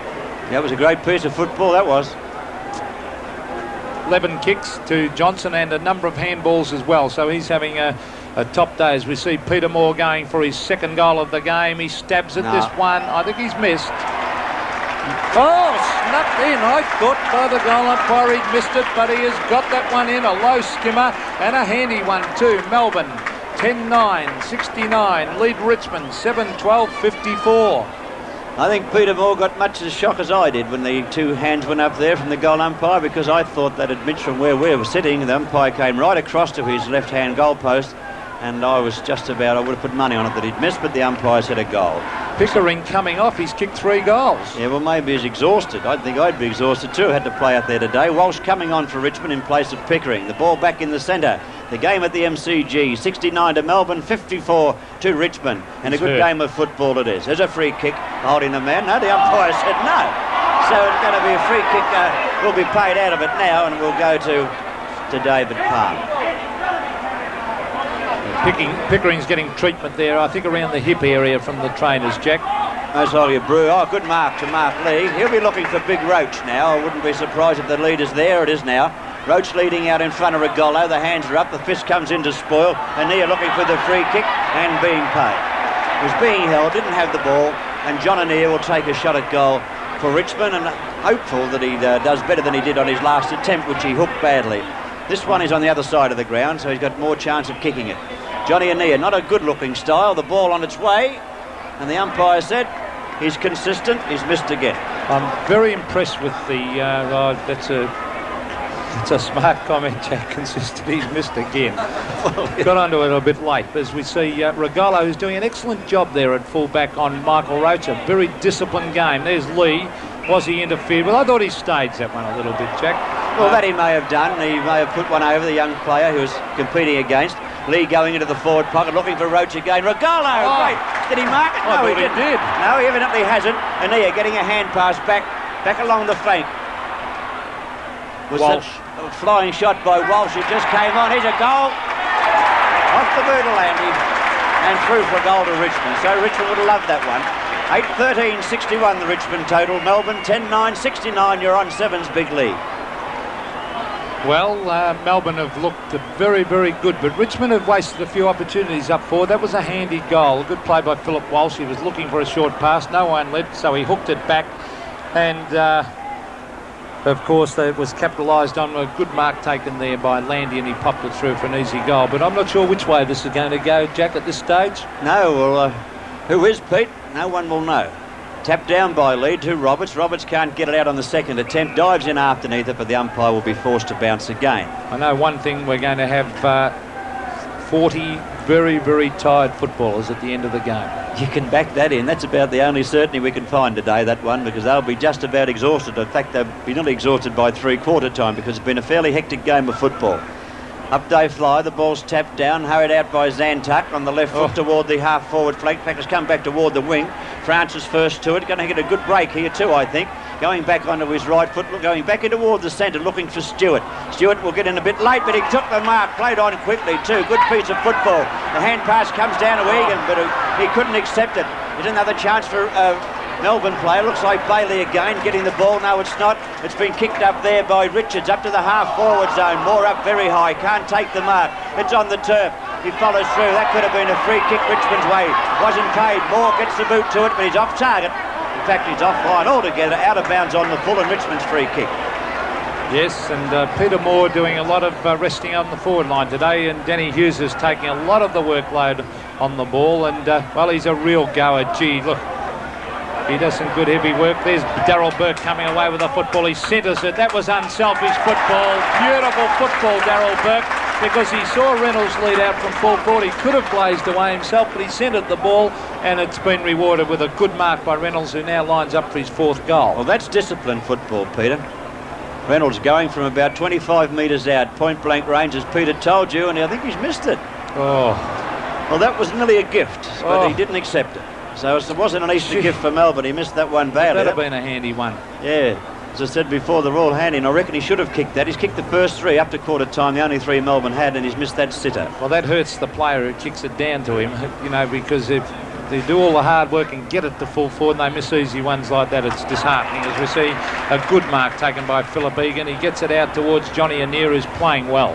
He gets it looking for Philip Walsh. Oh, no, Landy it was up forward. It's grabbed there by Gary Lyon. He hooks it towards half forward. Now, who's there for Melbourne? It's punched away by Peart. The ball comes loose to Egan. He's got a couple of bad bounces. Banniston on the left foot. And the mark has been taken. Is it Teddy Fitch? Yep. I think it is. He and Grinter even look alike down there. Yes, but they this do. time it's a smaller player in Ted Fitch, certainly within kicking distance. He's about 45 metres out directly in front. Yes, the breeze doesn't seem to be affecting the game at all today. They're kicking at either end with good length in the kicks. Teddy Fitch should get this, as Peter said. Drop punt on its way. It looks good too. Another goal to Melbourne. So Melbourne on 76, Richmond 61 on Sevens Big League. Yes, and it's bad luck for the Demons that the player on screen's brother is not out there today, John Fidge. I thought this year would be the year for John Fidge, a very, very promising player, but injuries, of course, have kept him out of today's game. We're seeing an excellent game. 11-10 Melbourne, Richmond 8-13, and, well, it's very close to the half-time siren. At the centre bounce, as we approach the 32-minute mark of the second term on Sevens Big League, the ball tapped out by Lee, taken by Anir and moved down to the half-forward zone. Good defensive work by the Melbourne side. They've been very disciplined down there today. The ball shoveled out of the pack, and there's the half-time siren. On Sevens Big League at half-time from the Melbourne Cricket Ground, Melbourne 11 goals 10, 76, Richmond 8 goals 13. On Sevens Big League, the start of the second half of the game at the Melbourne Cricket Ground. The temperature has just moved up to 35 degrees Celsius, and the players out there will be wishing to heavens that the game would end soon, because it must be about 40 out there in the middle of the MCG. The ball kicked into the half-forward zone, and it's Richards trying to get after it. He's caught with possession. The umpire said holding the ball, and Richmond will take the free kick on that half-back line and take a bit of pressure off their defenders. They move the ball with a hand pass to Lockman. He gives it away once again. And the Tigers, through McCormack, bring it to half-back flank where the mark is taken by Johnny Anir. 2 ex-Magpies there combining. Of course, Craig Stewart is another ex-Collingwood player out there as well. There's the ball thumped away.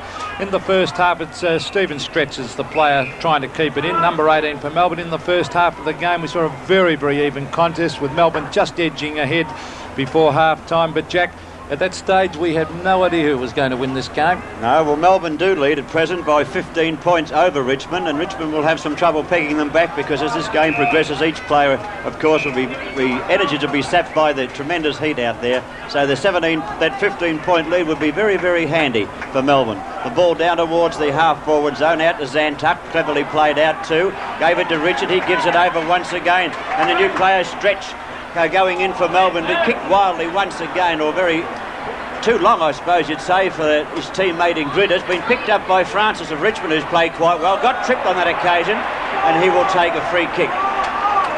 But all I suppose he could do was to trip him and bring him back. Now, Francis playing very dangerous football here, playing right across the goals, but luckily enough, he's found Stewart, his teammate, at the half-back zone. Not a very long kick coming round toward Egan. Egan could lose possession here. He has the ball in front of him. He's met by Peter Moore. and the ball is over the boundary line. We'll see a boundary throw-in taking place on the half-forward line. It's the half-forward line for Melbourne. Boundary throw-in now with Moore opposing Stewart. The ball comes to the front of the pack, taken and hurriedly kicked by Peart up to the half-forward zone. It floats badly, and a good mark taken there by Gary Lyon of Melbourne. Well, he'll be pleased, young Gary Lyon, that Michael Pickering has gone off with an injured hip, because Pickering had kicked 3 goals early, but Lyon has done a few nice things and looks very promising. Here's Stephen Stretch as he gives a hand pass beautifully across there. Into the open goal goes Shane Zantuck, and the interchange player onto the ground has slammed it through for a goal. A lovely goal to Shane Zantuck. So the Demons move further ahead. They've moved on to 12 goals, 10, 82, leading Richmond 8-13, 61. We must also tell you that Melbourne lost the services of Robbie Flower during the second quarter. He'd been playing very well for Melbourne. Has gone off. He went straight into the medical rooms. We assume he's injured his ribs or something like that. He's sitting on the bench down there now, and I don't think you'll see him take any further part in the game. Bad blow for Melbourne after his bad season last year with injury. Back at the centre, Richmond 61, Melbourne 82 on Seven's Big League. The game at the MCG. All the action coming to you from this very hot venue this afternoon. Rough and tumble football in the centre, and we'll see a bounce taking place a few metres on the centre line, or from the centre line, favouring Richmond. Big pack around the ball pit. Yes, take a miracle to get it out of there, Jack, at the moment. They'll be looking for the big punch away. Moore actually got it down to Newport. Newport, good football to get his boot to that. Here's Zantuck. He's a real little goer. I was surprised he didn't start on the side, as a matter of fact. There he is on the left foot. He kicks it beautifully to Reynolds. That was great football. Reynolds had made a lovely lead. He's already kicked 3 goals on Peter McCormack.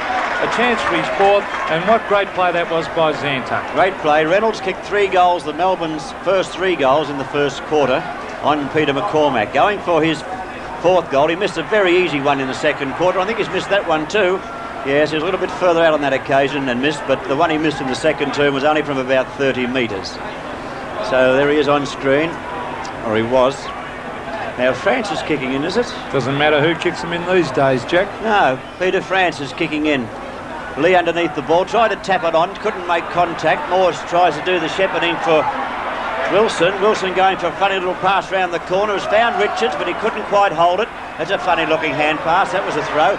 Grinner gets a hand pass back too. Oh, Cole got hit.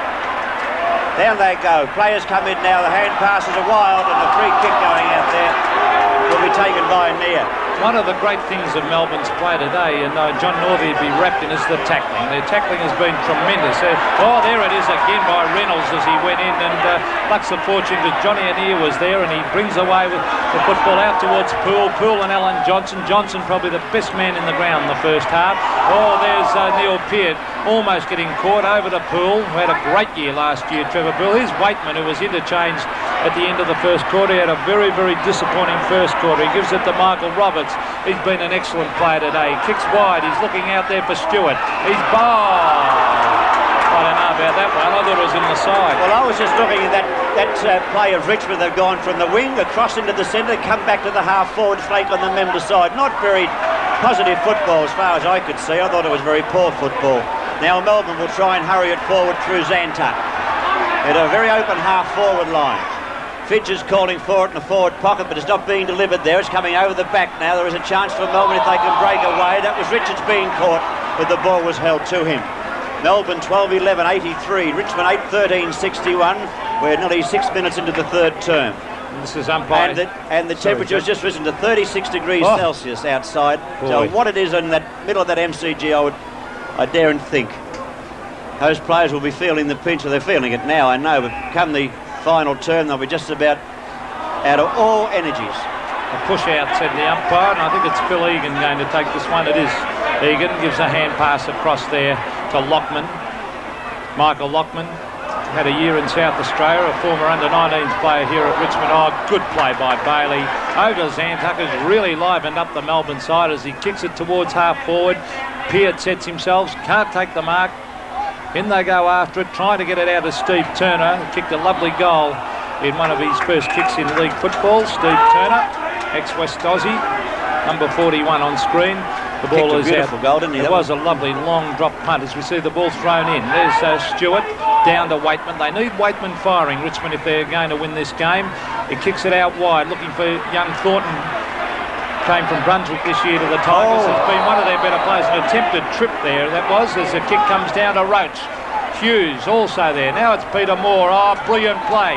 Crashes his way through.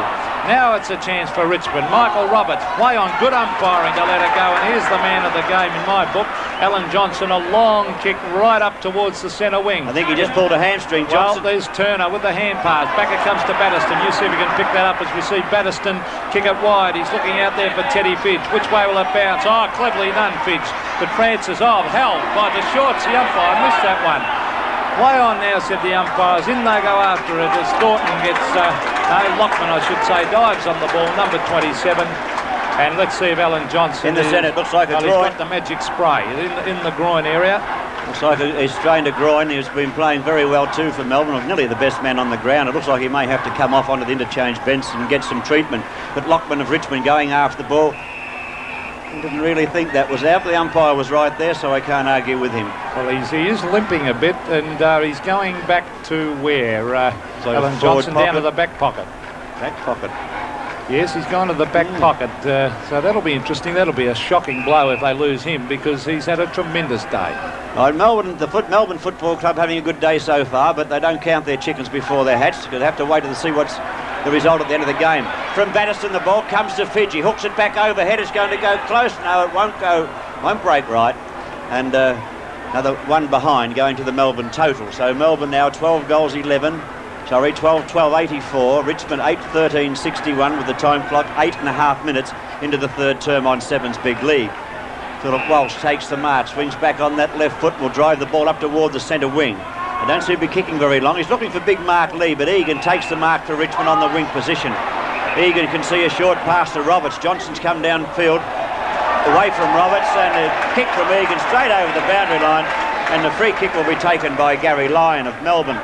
Now he's on the half-back flank in the shadows of the members' stand. That'd be a good place to be playing this afternoon. Gary Lyon coming away with the ball, coming up toward the ball. We have 4 Richmond players in that bunch. They could have wrapped it. Walsh tried to carry it through, did well too to get it out to Egan. Egan gets a hand pass into Thornton. Thornton picking up now, get a chance to drive in toward Roach. Roach is leading, he's going to have a shot at goal. He kicks long. It's there, I think.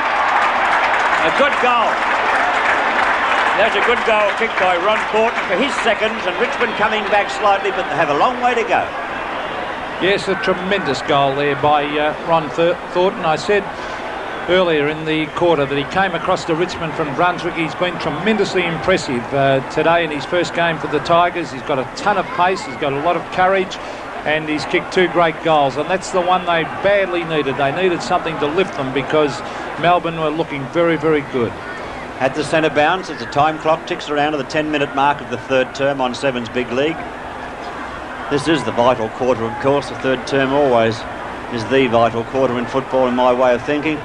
Lee got it down. They can't get out of the pack yet. Big pack forming up, rough and tumble, and the umpire has decided a bounce would be the best thing to do. But there's another big pack around the ball. It's right in the centre, as you see. You can see the bounce ring there. Well, the best thing that could happen as far as Melbourne is concerned is they get a goal straight away to make up for that one, because if Richmond get a bit of a run on, they get the sniff of victory, Melbourne might find it hard. Well, Melbourne's second quarter was good, in which they kicked 8 goals 6 to 4 goals 6, but Richmond through an ear can take the ball away from the Melbourne forward zone. He's looking for a lead out there on the wing position, can't find many though. He's kicking up toward the wing itself where Landy comes out, can't pick it up. There's a chance for Melbourne to go forward. Waitman chips in, another chance for Moore to crash his way through. He got a hand pass out in the general direction of Cole, but the ball went over the boundary line for a throw-in. It's on the half-forward flank for Melbourne on the outer side of the ground. Yes, in the first term, Richmond led by 9 points after kicking 4-7 to 3-4, but then Melbourne in the second term kicked 8 goals 6 to Richmond's 4 goals 6 and had a 15-point break at the half-time siren. This is Mark Eustace with the ball, the ex-bomber, up towards half-forward for Richmond. Lee, oh gee. Hughes has done a lot of good heavy work today. Oh, well done. He's a tremendous team player. There's a hurry kick by Batterston out to Stretch. Stretch runs towards centre wing. He's got a toe. He tends to overdo it at times. Over to Zantuck. Zantuck, a little kick. Oh, Johnston's not moving well at all. No doubt he's hurt that groin Jack, and he looks a disconsolate player after being best man on the ground in the first half. He's not moving too well at all. Well, the only man I can see down there is Darryl Cox they could replace him with, and of course he's a bigger player, so they might be tempted to leave Johnston on as he charges out after his opponent there in David Palm. But I thought they'd be better to put him down in the forward pocket where he might get a bit of a rest and a bit of a break. But maybe put Fidge up there. Or maybe so, but anyhow, John Northey would know what he's doing, coaching Melbourne for the first time against his old club Richmond, and be happy the way things are going at present. As Palm being tackled, went in possession, but spinning out is Waitman, got a long hand pass over toward Thornton. Ooh, that was a quick one. Really looked like a throw. Lockman gets it working up to the half-forward zone for the Tigers, but the bounce is not favouring the Tigers. Been picked up by Cole, who hand passes into the centre. The hand pass comes back to Cole, and from the centre, Cole goes into Reynolds. Reynolds dives, can't take the mark. It comes to ground.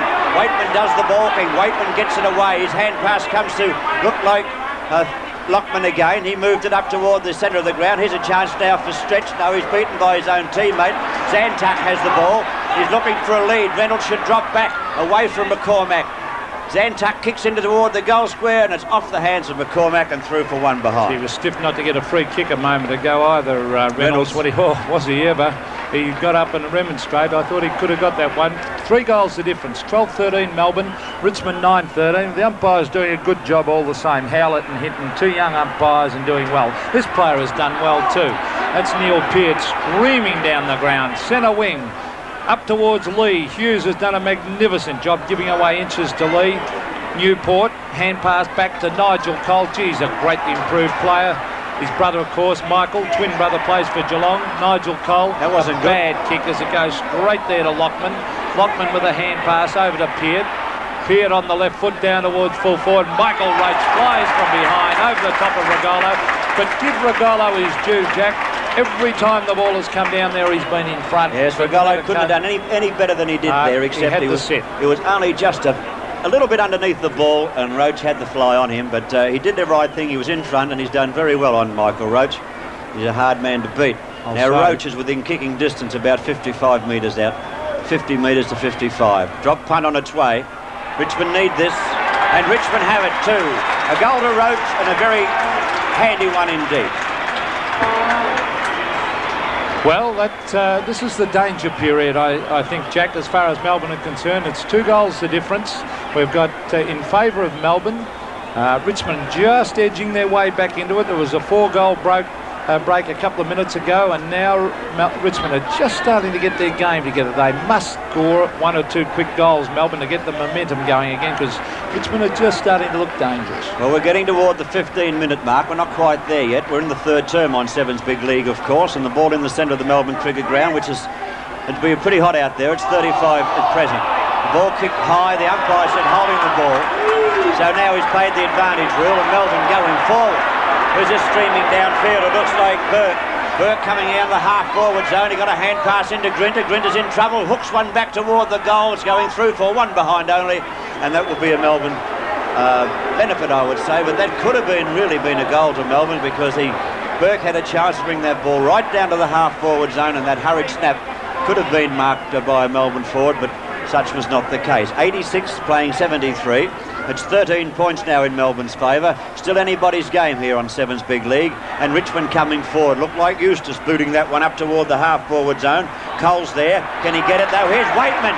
Waitman into the open spaces looking for Roach. He can't get it back properly. Roach comes out in front of Regolo. Gets a thump in the back but continues playing. The ball pushed on to Thornton. Thornton goes forward. It's a Richmond goal.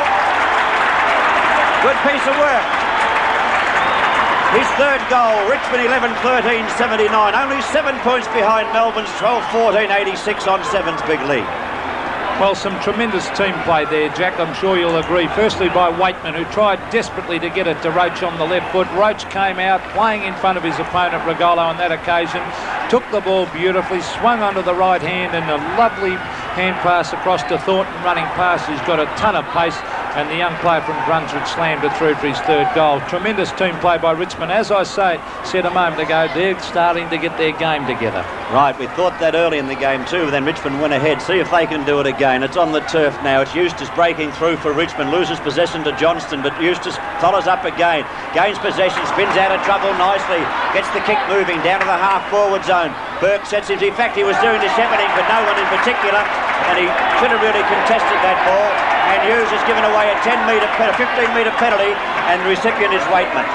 Well, that's a perfect example of not keeping your eye on the ball by young Darryl Burke, because the only player who looked at the ball was Waitman, and he took the mark. Burke was too busy wrestling and shepherding. Here's a short pass. They've got a loose man there in Lee, unattended, into the open goal. Bang!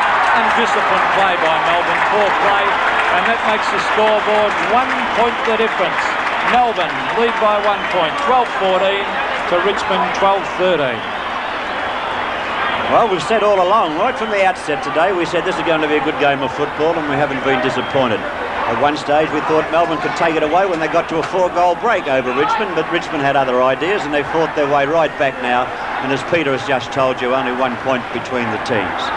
85 playing 86, 17 minutes and 40 seconds into the third term. Sevens Big League comes alive once again at the Melbourne Cricket Ground. And believe you me, it must be hot down there. It mustn't be very comfortable for the players. The ball on the turf with an ear, can't take it. He tried to get it out, picked up by Line of Melbourne, pushes it out. Here's a chance for Poole. The ball will bounce for him. Yes, it does. He picks up on the wing position, swings it round toward Waitman on the half-forward zone, but Thornton chipped in first. And no, it was Lockman, was it? Those two, 27 and 37, have been playing quite well. Both played well today. Thornton has 3 goals to his credit, but they've both done well for their team. 1 point the difference. Richmond in attack only just. They're on their half-forward flank on the outer side. Roberts went in for Richmond but couldn't quite get near the ball before it's thumped over the boundary line. It's on centre wing now and a boundary throw-in taking place. I just wish that sometime Richmond would get rid of that yellow sash across the back of their jumper, Jack. It'd be pretty easy to see those numbers. Yes, at the moment it's very difficult. Yes, we do wish they'd get rid of that sash on their jumper, but they won't. There's Johnson. He had a great first half. As I said, I'm sure he's carrying a bit of a groin injury. Hasn't been as dominant in this quarter as he got that one down towards the half-forward line. But Melbourne, well, they badly want a quick goal or a quick couple of goals to get their momentum up again. There's Peter Moore to do the ruck work against Craig Stewart. What I think Melbourne are missing, Peter, when the ball gets down around the goal square, there's no rovers coming into it. Oh, look at this. This is brilliant play by Richards on the left foot. Maybe this is what they want. That is a tremendous goal by Russell Richards. And the Demons go further in front. They've moved on to 13 goals, 14, a total of 92, leading Richmond 12-13, 85. Well, that was well played by Richards there. He now has 2 to his credit, Russell Richards, and he's done a couple of very dashing things this afternoon, Pete.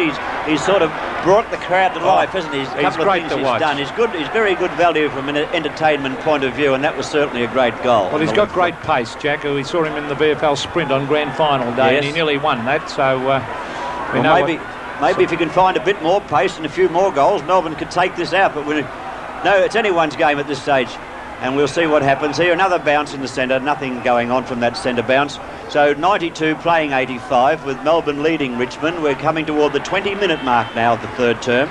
They're on Sevens Big League and a very entertaining game of football to open up season 86 at the MCG. Now here's a chance for Richmond if they get someone into the action. Yes, Roach has run through to Roach, but it's been well backed up by Hughes, and Hughes drives out towards the wing position where a good mark has been taken by Johnson, who plays on quickly, drives in towards Batterston. This is the fellow they want to liven up around the goals, Batterston, pick up a few crumbs and sneak a few goals, but he hasn't done much today, has he? You're dead right, Jack. They've been one out down there, really, with Reynolds battling. He's looked good at full forward. He hasn't converted as much as what he should have, but he hasn't had a lot of backup support. He's been battling against 2 and 3 Richmond players. There's Poole getting a hurried kick. Up in the air it goes. Oh, whose is this? Who wants this? Waitman stood the ground. He was the only one who really looked at it. He gets it across there to Lockman. Lockman to Francis. Here come the Tigers again. Peter Francis had a very, very good day. That's a beautiful kick too. Up to Graham Landy. He wants to play on and give it to Roberts. What's this? Yes, over to Michael Roberts. He ducks away on the right foot. Should have gone onto the left. He kicks it high. Should be a punch away here. It is. Stephen James has it taken away by Mark Eustace, his teammate. He's on the boundary line. Oh, lovely hand pass to Waitman. Waitman, tripped Yes, said the umpire. And Dale Waitman was as Hughes that charged through at 100 mile an hour. But Waitman will take this kick right in front of goal, and if he kicks this, the difference will only be 1 point once again. Well, there's certainly no argument about the trip. So Waitman will take the shot at goal, and 85-92. This is Waitman trying for his first goal. This will bring Richmond within 1 point. Yes, it's through.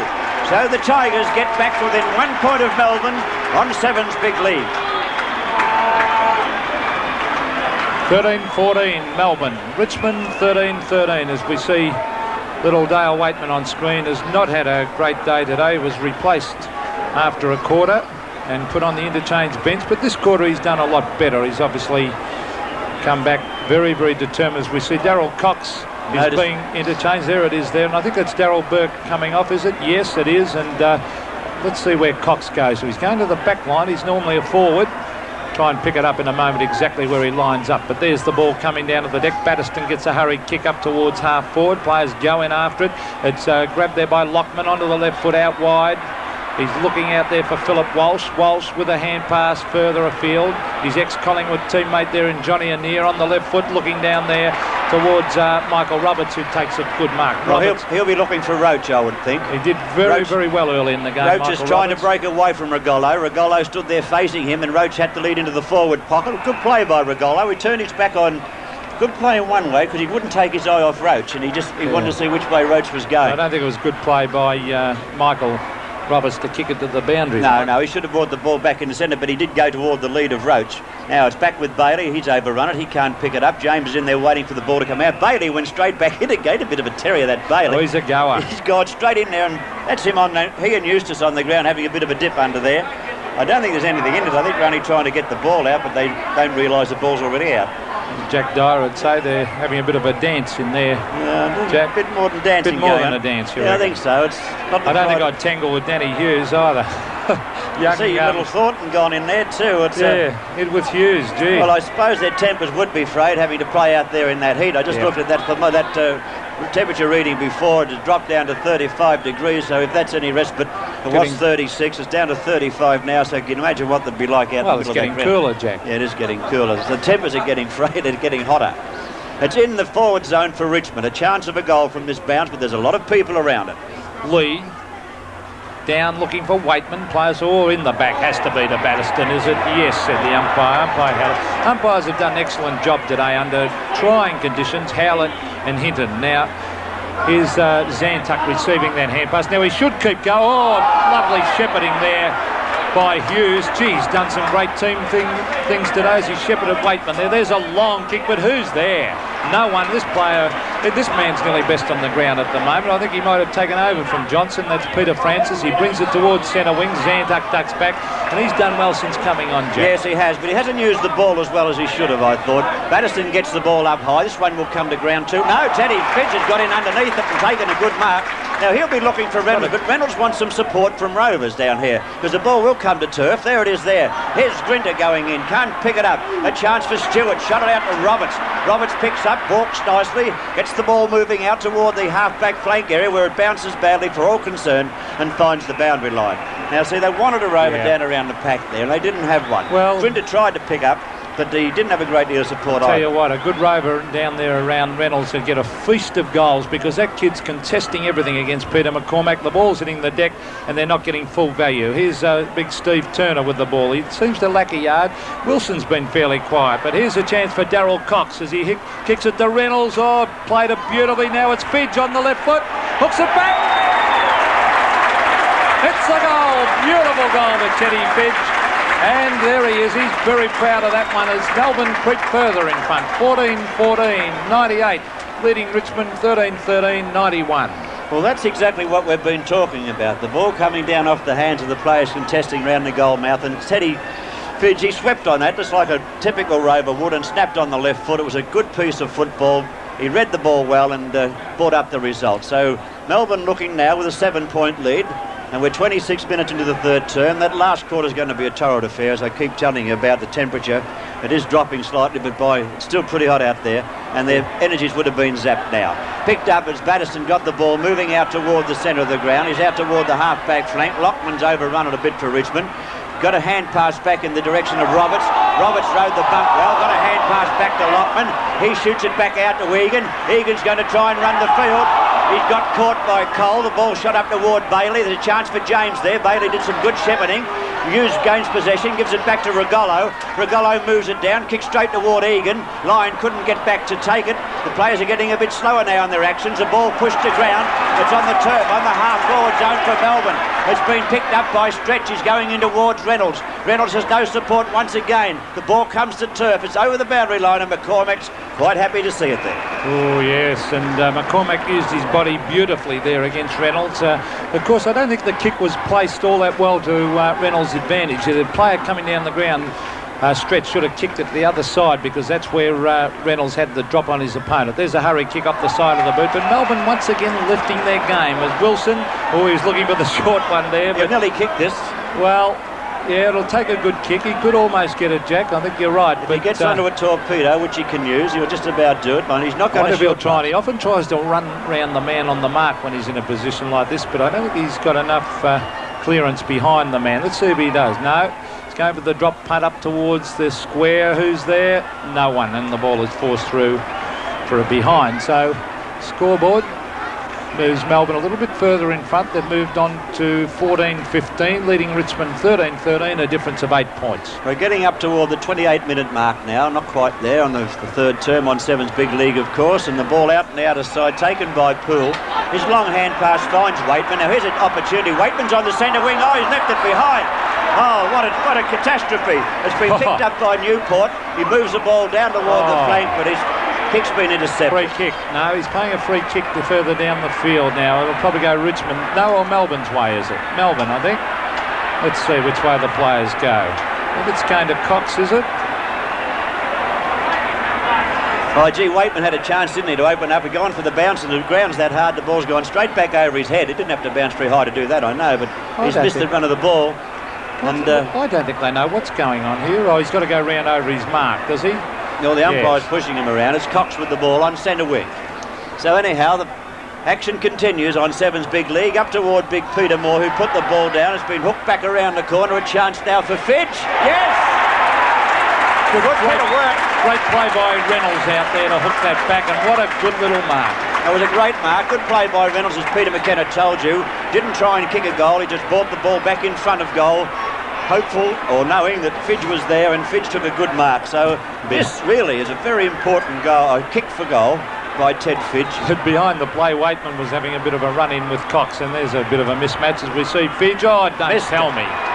He's missed it badly by the look of the goal umpire. Well, he's just kicked a beautiful left foot snap goal, and he's got a standing kick from only 35 to 40 metres out, and a very important shot at goal, and he's bombed out. So Melbourne 14-16, 100, have a 9-point advantage over Richmond on 13-13, 91. Peter McCormack looking for who? He's looking up for Piatt and found him. Good pass. He's at half-back. He's playing on with a hand pass to Stewart. Craig Stewart from half-back. Normally a long kick. He kicks it wide looking for Mark Lee. Oops. Oh, he nearly dropped the sitter. He's got it though. Danny Hughes has done well on Mark Lee today. He's played him close and tight. Lee hasn't had a dominant role in the game as he kicks it down looking for Roach. Roach and Regolo. Oh, almost interference here. But here's Landy onto the right foot. Hooks it back. Is it a mark to Richmond? Yes, at the umpire is Stephen James. Dived at the ball. He's only about 15 metres out directly in front. And if he kicks this one, and which he should, it will make the difference 3 points in favour of Melbourne. Marvellous how the fortunes can change. Fidge just had a shot at goal and missed. Now James gets it the other end and popped it through, and the game tightens up. We're in for a great final term here. So that's 97 playing 100. Melbourne leading on Seven's big lead. Steve James has kicked one goal for the game. He's been pretty well held down there. He hasn't been dominant. They're missing Pickering, of course. He did a couple of nice things early. Yes, he did. And Pickering, of course, was their best forward. He kicked 3 goals and then had to leave the ground with what looked like a severely injured hip. So I don't think he'll come back on the ground as we see the bounce of the ball about to take place. 3 points the difference. A tremendous game here under trying conditions. Full marks to the players for a gutsy effort today as we see Waitman down towards Craig Stewart. Oh, he knocks it on, but waiting there is Nigel Cole.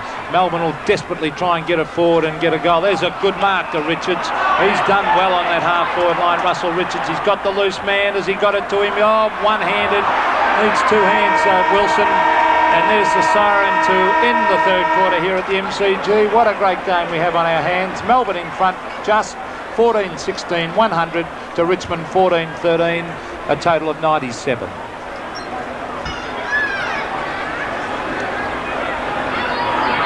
You people watching Sevens Big League this evening, have a look at these players out there. They must be exhausted now. The temperature is 34 degrees Celsius as we go into the final term on Sevens Big League with only 3 points between the teams. Melbourne 14-16, 100 points. Richmond 14-13, 97. All the action being brought to you from the Melbourne Cricket Ground. There's the bounce of the ball now. Who'll take it away? Oh, gee, it's a near. He cop one right across the face too. Play on, said the umpire. Zantuck came on at the beginning of the third quarter and has done particularly well, as he always does, Shane Zantuck. I was very surprised that he didn't actually start on the ground. But this has been a seesaw game right from the beginning, but no one knows which way it's going to go. It looks like a bit of cramp there by one of the Melbourne players. We see the ball thumped away. It's grabbed by Anir. He can't get out of the pack. And full marks for every one of those players out in the ground today. It actually got to 36 degrees Celsius at one stage. And the players have fought tooth and nail right from the beginning of this game. And not one player has stopped for one moment. At the end of the first term, Richmond led by 9 points. At half-time, Melbourne led by 15 points. But Richmond kicked 6 straight goals in the third term to Melbourne's 3 goals, 6. And Melbourne had their lead whittled down to only 3 points, which they still have. It's not much, I know, but by gee, 3 points out there today. It'll be a hell of a lead from my book. The ball thumped to the boundary line, and it's going to be a throw-in on nearly on centre wing in front of the members' stand. You can see the shadow of the members' stand there on the ground. Another player leaving the field. We haven't seen many cramps, so these players must be fairly fit, Pete, to withstand the pressure of the day. They're very fit these days. There's Michael Roberts, who's played a very good game in his first game for the Tigers. On the left foot, up towards full forward. There's a bit of pace by Landy. He tries to hook it back into play, but unfortunately for the Richmond side, he puts it out of bounds on the full. That was Brett Bailey, who came off the ground. He's a good, hard, tough player. Full marks to Danny Hughes today too. Has taken on Mark Lee. He and Peter Moore in tandem, but Hughes, there's a loose man as we see the ball kicked across to Batterston. A sitter dropped by Joe Regolo. He's had a great duel down there with Michael Roach.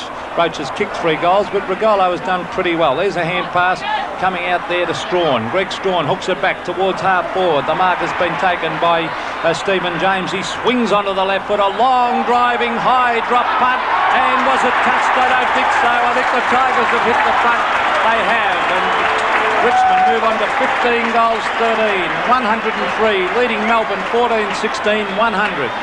Well, that was all set up for Melbourne to take that ball away from the full-back position, but Regolo dropped the easy mark that he went for a left foot pass along the ground. I suppose he went for it along the ground, but it was a very well-delivered kick, and then Richmond gained possession, got it down to James, and he thumped it through for a goal. But Melbourne should have had that ball up in their half-forward zone in the matter of seconds, but they messed it up. Well, it's 2 goals now to Stephen James. He's done some nice things down on the forward line. Pickering was their best forward. He kicked 3 goals early and then went off with a very severe hip injury. Now, here's Newport. Melbourne badly need to reply. They don't want to let Richmond get a bit of a run on.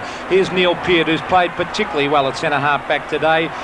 He and Francis have been outstanding for Richmond as he brings it wide. Who's there for Richmond? It's Strawn. And what's Greg Strawn? Don't tell me he's kept it in play. No, said the boundary umpire. But one man would be happy to see Richmond hit the front, Jack, I'm sure, is the old Richmond stalwart Charlie Callender, who is just recovering from an operation in hospital. And if you're watching the replay, Charlie, all the best to you, and let's hope for your sake the Tigers can get up. Yeah, Charlie will be barracking for the Tigers all right, because he was asking a few questions this morning. Here's one of your new boys, Charlie Lockman, picking up, can't do much with it. He regains it though, got a little hand pass away, and the umpire said a free kick will go to Lockman for a trip. Didn't quite see it myself, but Michael Lockman has the ball for Richmond. Over to Anir. Michael Lockman, of course, an ex-under-19 player and has played a season in South Australia. As Anir brings it across the ground, he's been an excellent player too. Now, who's this with the ball now? Trevor Poole, one of the blondes for Richmond, getting it towards Peter McCormack, who's had his work cut out today playing on young Michael Reynolds, who hasn't capitalised on a number of opportunities. Oh, gee, the players both looked at each other there as we see Peter Moore with a hand pass to Johnson, who's carrying a bit of a groin injury after dominating the first half. Up they go. There's a mark. Yes, a good mark. Oh, don't give it away now, young fella. That player there is Stephen Turner, the ex-West Australian player. He's kicked one with a lovely goal early in the game. That was a good mark, Jack. Yes, that one he kicked was about twice the distance he is now from goal, so we know that he can make the distance. He kicks the ball a long way. What he has to do now is get his whole act together, because Melbourne are trailing Richmond by 3 points. We're only 4.5 minutes into the final term. Stephen Turner with 1 goal to his credit. Desperately needs this for Melbourne's sake. Puts it up. The umpire has a good look at it. It's a goal. Melbourne are back in front of the MCG on 7's big lead. 15-16, 106 Melbourne to Richmond, 15-13, 103. And there he is, Steve Turner. He'd be delighted to have kicked 2 goals in his initial league game. And, well, it's been an amazing game today, because at various stages you would have thought one of the sides was going to run away with it, but the other side's fought back. Now it's Melbourne's turn, when Richmond were looking good, for Melbourne to fight back. So Peter Moore, a big responsibility on him, gets it to Johnson, who's been a good player. We must mention also that Flower has gone off the ground for Melbourne. Now here is Land. He's swinging onto the left foot. The little short chip. He's looking for Roach. Roach under pressure. Well played, Joe Regalo. That's good fullback play. Roach caught again. Beautiful football by the young fullback, Joe Regalo. And I think he's certainly got a lot of promise. Now the umpire's saying that the player made no... Oh, that's a shocking decision. That guy had... All players had pounced on the ball. He had no chance of trying to get that out of the pack, as we see. Well, I don't know, Jack. At this stage of the game, I would have bounced that one up. There's the kick from in here, up towards full forward. There's Regalo again doing some great work. Oh, the bounce favours number 37, is young Ron Thornton, who's kicked 3 great goals today for Richmond. He came across from Brunswick. There's the bounce coming out to Egan. There's Philip Egan. A little stab pass. It's a good one, and he finds Michael Roach 35 metres out from goal, directly in front. And young Joe Regalo had no hope whatsoever of stopping that one. No, he was behind Roach on that occasion by about 5 metres, expecting a longer kick. But Roach, with 3 goals to his credit, will have this shot from about, I suppose, 35 to 40 out. We know he can make the distance. Head over the ball. You'll see him come in. There'll be concentration. The ball will go to the foot properly. You can bet on that one. There it goes now, off the boot. Well, it's a goal. Kicked by Roach. Richmond back in front on 7's big lead. 3 points the difference. Well, you can't give Michael Roach too many opportunities. Regalo, in my book, has played a tremendous game down there at fullback today. But, of course, Roach is a champion player, and he doesn't need many opportunities. He's kicked 4. The difference now is 3 points in favour of the Tigers.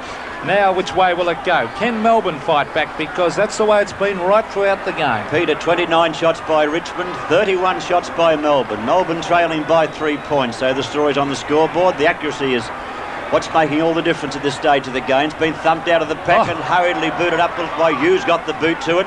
Tapped down. A chance here for Melbourne if they can break through. Johnson with the ball in front of him. Could have been a trip. The umpire said it is a trip.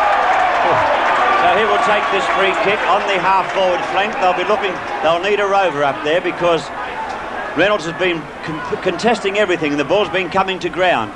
So Melbourne will need a rover around the packs as the players fly high. No mark is called. And the umpire said a bounce. I think that was young Steve Turner who flew for that one over the back of the pack. He very, very nearly, there he is getting up now, he very, very nearly took that one. And he's got a great pair of hands. Probably lacks a yard in pace, but he's done some very promising things today. We're in that forward pocket. Melbourne must keep the ball on their forward line till they score a goal. No, France is going to change that. He kicks it in. Here's a chance. Oh, what an opportunity there. It could have been a free kick to Newport. It has been paid.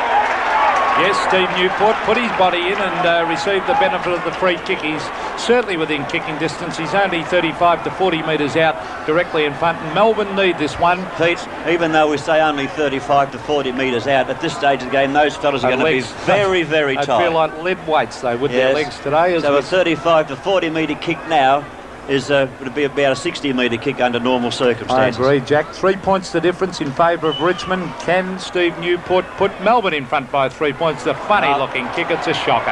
As Jack predicted, your legs on a hot day like this at the end of the game must feel very, very heavy as we see the scoreboard show, what is it, 2 points the difference in favour of Richmond. This should never be allowed to happen. McCormick went for a short pass to Anea there, and luckily enough, they had to bring it back. Lucky enough from Melbourne's point of view, because Anea had broken away. Good mark.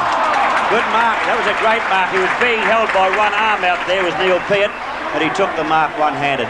So very well done indeed. Now he hand pass into Michael Roberts, who has his hand bandaged up. I notice his left or his right wrist. The ball up to here's a chance for Richmond. It's Waitman. He's gone for Roach and he's found it.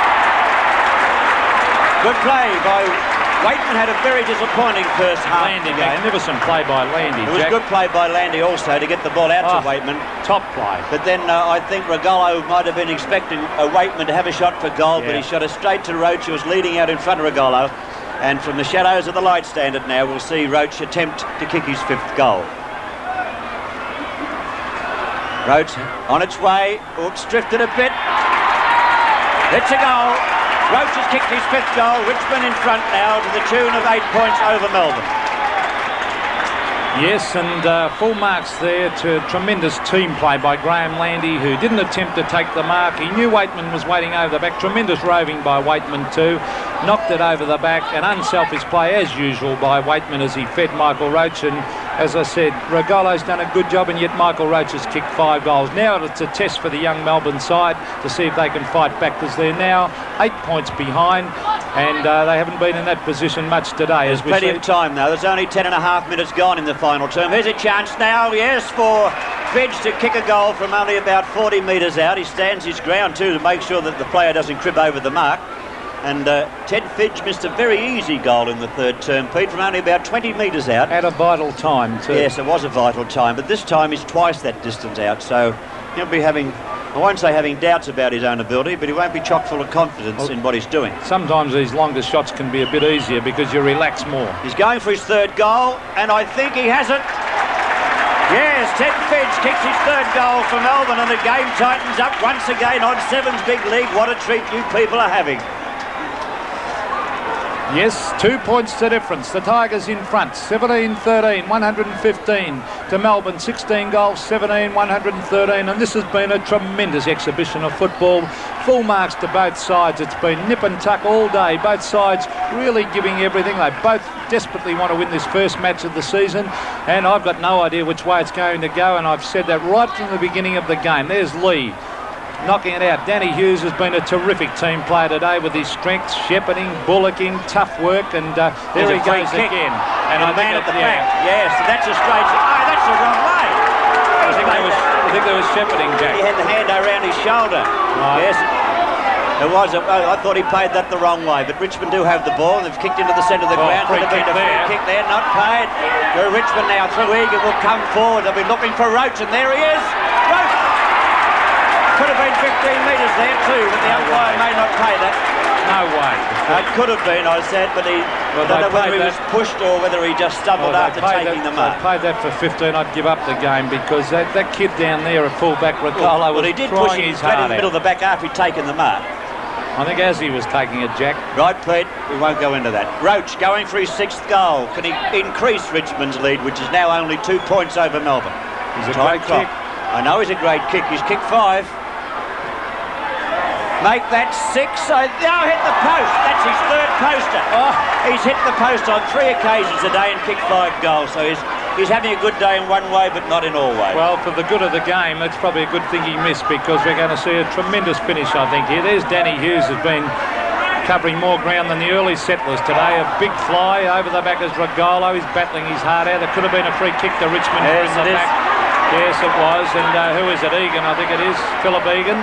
Oh, gee, Melbourne don't want to let Richmond get the next one. There's the kick. He's looking down there towards James. He has it fisted away.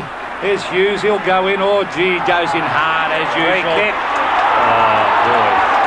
He's got his played a free kick. He said he was being held but not in possession. There's a Richmond player down out there too. I can't quite pick up who he is in the hands of the trainers, just left of that shot we have now. But he seems to be all right. Now Richmond coming forward. Melbourne cannot afford to let them kick a goal. They must get that ball away at all costs. More there in front, can't take them up. There were 3 Melbourne players who could have picked that up. Zantuck sockers off the ground.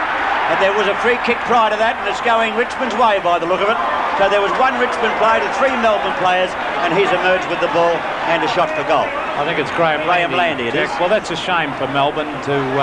well, obviously the free kick was there, but it's a shame at this stage of the game because it's so close. 3 points the difference.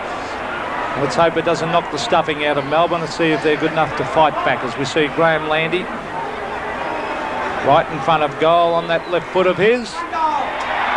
And I think he's put it through. He has. So the difference now is 9 points in favour of the Tigers. Yes, a good goal kick by Landy on that occasion. It makes his second goal in my calculations. And Graham Landy kicking that shot from off the... an angle shot in here, not off the boundary line, but a very, very vital goal because that makes Melbourne's task that much harder. They have to muster all their strength, courage and talent to try and take this game away from Richmond. They're trailing now by 9 points and we're nearly 15 minutes into the final term. You're on Sevens Big League, all the action from the Melbourne cricket ground. Hooked out beautifully to Waitman by Lee. He gets it down toward the half-forward zone, and it looks like Richmond could run away here. The hand pass comes back out from Landy. It's shot into the forward pocket. Yes, Johnny Annear overruns the ball. In goes Nigel Cole. Hand passes it back. He gets it out wide. Here's the kick coming right out towards the half-forward line. Up they go. Oh, Turner couldn't take the mark. It was a good attempt. Oh, cleverly done. Beautiful play by Thornton. This kid can play football as he brings it towards half-forward. James is there. Doesn't get the bounce of it. Regalo overruns it. In they go again. Who's this? I think it was Burke. Gets it across to Cole. Cole up towards the centre of the ground. And that'll be 15 metres against Batterston. Bad play. Eustace with the ball. Mark Eustace, the ex-Essendon player. Let's see what he can do with this one. He's going for the long kick. He'll probably look for Michael Roach. Roach at the back's got his name written all over this. Up he goes. Yes! Oh, boy. I think that football, instead of T.W. Sherrin, had M. Roach written all over that one. Yes, he had the set. He was a great overhead mark, though, isn't he? He's a great mark, Roach. And from around about a position of 15 metres out from goal, you wouldn't want to bet against him. He's kicked 5 goals, he's hit the post 3 times, and I would say this would be goal number 6 coming up off the boot of Michael Roach. Goal number 6 for Roach on Sevens Big League. Richmond go ahead of Melbourne to the tune of another 6 points. Well, I think some of the Melbourne players, and understandably so, Jack, look very, very tired, as of course Richmond. They've got to suffer the same conditions, of course, but some of those Richmond players are really running full steam at the moment. A few of the Melbourne players seem to have tired and they're not chasing their men as hard, and I think that a bit of the stuffing has been knocked out of it. Yes, well, we did say even before the game started, you and I were talking, and I said the fittest team would win. Now, to have a team this fit at this stage of the game is quite remarkable because the temperature is still on 35 degrees, so what to be down there on the playing area, I don't know, but it'll be pretty hot, I'll tell you. Now the ball's forced out of the pack, picked up by Strawn and kicked in toward the forward pocket, half-forward flank area. A bad bounce for Annear. Melbourne a chance to come forward. Yes, this is Burke coming away with the football. He goes for the short pass up to Teddy Fitch. Well, they've got time, Jack, to come back if they're good enough. Let's see if they can do it as we see the long kick coming up towards the forward pocket. Not a well-directed kick. Johnson's definitely carrying a groin as he gets it across towards his teammate Gary Lyon. I think he's put it through. He has. It's a goal to Melbourne, so maybe they can come back. They've moved on to 17-17, 119 to Richmond 19-14, 128. All the Demons, if they live up to their name, shouldn't give up the ghost, Peter. It was a good goal kicked by Lyon on that occasion. Still a long way to go, isn't it? When you've got to pick up 9 points, it mightn't sound much, but nearly 18 minutes have gone. Well, the time's there if they're good enough. They must get the next one. If they can get the ball out of the middle right from the centre bounce and get it through for a goal, we're back to the old anyone's ball game bit. So let's see what can happen on Sevens Big League. All the action from the MCG. Been thumped out by Turner and thumped on again. The legs are getting tired. Here comes Wilson. In goes Peart. Peart being held by Wilson. It wasn't very smart. It wasn't very smart at all. No, he didn't really take the ball, Peart, did he?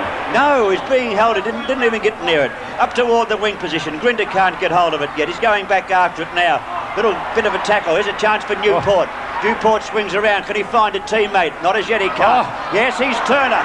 Now let's see if he can kick. He gets one down towards Reynolds. Oh, what a great mark! What a great mark! He plays on to Wilson. Wilson goes into the open goal! Melbourne are coming back. My word, word. Sevens big league brings you all the action. What a tremendous performance that was. A lucky bounce back around the centre of the ground. Favoured Steve Turner. He did a wobbly old kick. Tremendous full forward play by Reynolds. Unbelievable play. Played in front. He had 2 to beat. He dived, took the mark. He could have kicked it himself. He unselfishly gave the hand pass across to Brian Wilson, who was almost caught. Ran into the open goal, and now they're back in business. The difference is 3 points in favour of the Tigers. Well, can they win it now? I don't know. Let's see what happens here. Big Turner goes in, beaten in the ruck. It's hooked out by Roberts. Didn't quite get a clean kick at it. Newport taps it back, comes back to Roberts, picked up by Lee. It goes out towards Burke. Burke with the ball in front of him. I said before, the legs are getting tired. Maybe he can find a little bit of pace here. Burke spins around. He's looking for a teammate. He goes for Zantuck, but there's 2 of them there. Zantuck, don't make any mistakes now. There was Zantuck and Fidge. He's still on half back. He's got leg. It's a free trip to free kick to Zantuck, but he's still on the half-back line. Melbourne need 3 points to level. They're trailing Richmond by 3 points. 20 minutes gone of the final term at the MCG. Zantuck drives up. There's a chance now for Grinter to take the mark. Did he hold it? I don't know whether he did or not. I think he'd have to pay. But he's been paid the mark. Now who can he find? Who can he find, Pete? Can he find Reynolds? Oh, the kick is short. Reynolds is out in front. Can he take it? It's on the turf. He can't hold it. Francis is in there, about to be tackled. Gets the kick moving up towards Roberts. Up goes Grinter. Can't take the mark. Play on's a call. The ball's on the turf. It's a chance for Melbourne. In goes Eustace. Hooks it out, but can't really get it out of the pack. Picked up by Cole, but the umpire comes into bounce. Don't tell me we're going to have another year like last year, Jack. We saw some ripper games this year. Well, I tell you what a tremendous start to the season this is. To have a look at this game, it's been a fantastic effort. Full marks to every one of those players out there today, giving their guts for their side, as we see Newport go in after it. Oh, hooks it back. Which way will it bounce? Some good smothering went on there. There's Anir getting a hurry kick. Up in the air, a 1-out contest. Landy was there. Taken away by his teammate there in Eustace. He's got the ball. Oh, boy. As players go in hard, a bit of a shove there from Landy on Teddy Fidge. The bounce will take place right on centre wing. One silly free kick here can turn the game one way or the other. The players have to be disciplined in their actions here, because a stupid free kick or any foolish action can penalise the entire team. There's only 3 points between the teams. We're 21 and a half minutes into the final term. Richmond hold the advantage of the 3 points. The ball's on centre wing, so it's in neutral territory, and Strawn keeps it in play. He's picked up here by Joe Regolo. He goes for a bounce. That's dangerous. He's got through, though. Gets a hand pass into Zantuck. Zantuck, torpedo punt up toward the half-forward zone. Up they fly. There's a chance now. The hand pass comes out. There's a free kick Richmond's way. Holding the man. Oh, gee, it was touch and go whether he had the ball too, but it's a free kick to Peart. Clever play by Peart as he goes wide, and he finds Michael Lockman. The umpire's gone down with the cramp. Oh, the umpire's down as he kicks it wide to Anir. Here's a chance for Richmond. The short pass up towards Hughes for Melbourne. Danny Hughes, what'll he do? He should go to the boundary. He does. And the ball is in the forward pocket for Richmond. Although he goes to the boundary, it's not really in Melbourne's advantage, Peter. No. The umpire getting up now. He did get the cramp, but the boundary throw in here is in Richmond's favour. I know, but he didn't have much hope. If he had to come back into play, he would have been collared by the Richmond bloke hot in his heels. Right, Richmond lead by 3 points. It's in their forward pocket. If they get a goal here, it's just about curtains for Melbourne. Cole tried to find it out. Now someone kicked that. I'm not too sure who kicked it. It's going to be, I didn't think Cole had possession, but it's going to be kicked now in for Richmond. A chance for Richmond's score. He wouldn't kick a goal from there. Well, he's a left footer. That's the only thing in his favour. It would take a sensational kick. 23 minutes all but gone of the final term, with Richmond leading by 3 points. James in possession for Richmond. It'll going to take a mammoth kick to get a goal from there. There's the kick on the left foot. It's a wobbly one. Can someone take a mark? Hughes. Oh, he's full marks to Hughes today. I reckon he's been fantastic. He's been a great team man, tough, strong, has taken on Mark Lee, and under pressure there is as cool as a cucumber. He gets it down towards the half-back line. Well done, Joe Regolo. In they go after it. Alan Johnson suffering from a bad groin injury. He gets it out towards Regolo, and the young fella on the left foot gets it down. Now it's in Melbourne's forward line on half-forward flank, Jack. Well, what a tremendous game. There's someone down. Is that Alan Johnson with the cramp, or is it whether he's got groin's gone on him? I think it has. He's in the wars out there. He's not giving up. He's going up toward the action once again. The ball about to be brought in on Melbourne's half-forward flank. It's about 70 to 80 metres. Might be more.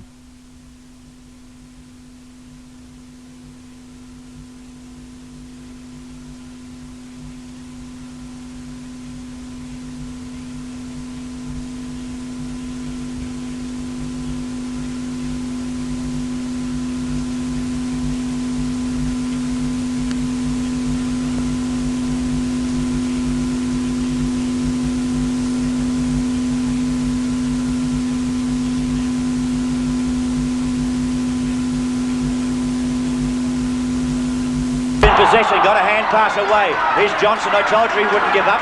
Johnson with the ball for Melbourne. Balks around the opposition. He gets it now and drives into the half-forward zone. A Melbourne mark or goal could take the game out. There's the kick toward goal. It's run across the face of goal. It's in Melbourne's forward pocket on the members' side. And the ball out of bounds. Oh, gee, a hand pass wouldn't have gone astray. I know the pressure's on, but they had two loose men waiting for that hand pass. It didn't come. It's in that forward pocket area. Can the Demons get up? We're 7 seconds away from time on. Well, there's Cox trying to get his boot the ball. Was it holding the ball? No, said the umpire, as players dive on top of it. This is only 20 metres, I should say, outside the Melbourne goal. Time clock showing 25 minutes and 10 seconds gone. We're in 10 seconds into the final term time on period. And as the shadows lengthen over the MCG, all the action in Melbourne's forward pocket. 3 points between the teams. Richmond lead by that slender margin. Regalo takes the mark. He's right out though on the point of the centre square. And I don't think he can kick that distance. Up it goes into the square. A big mark or a little rover will do the trick here for Melbourne. The ball on the turf. Richmond fight back though. It's a chance now for Waitman. Got it out of the pack. It's been taken away and Lockman gets it out. Gives it over to Strawn. Strawn fairly cool in the situation that's out there. Gets around on the left foot. Swings it back in toward the centre wing position where it's been taken here beautifully too. And a hand pass comes out by Burke. He tapping it down there was Fidge. It was being held and Fidge will take the free kick. Oh gee, and his teammate who he tried to knock it onto had been dispossessed behind the play, so that was luck's of fortune for Melbourne as we see Fidge with a high one. Can someone take the big mark? It's thumped away. In they go. Stretch. It's Alan Johnson. He's picked it up out of the pack. He kicks long. He's missed. 1 point. So the difference now, Jack, is 2 points. Only 2 points. In favour of Richmond. And the time clock, nearly 26 and a half minutes into the final term. Richmond lead by 2 points at the MCG over Melbourne. 128 to 126, the time ticking away. Melbourne desperately wanting a goal. Players wait down. They nearly spoil each other there.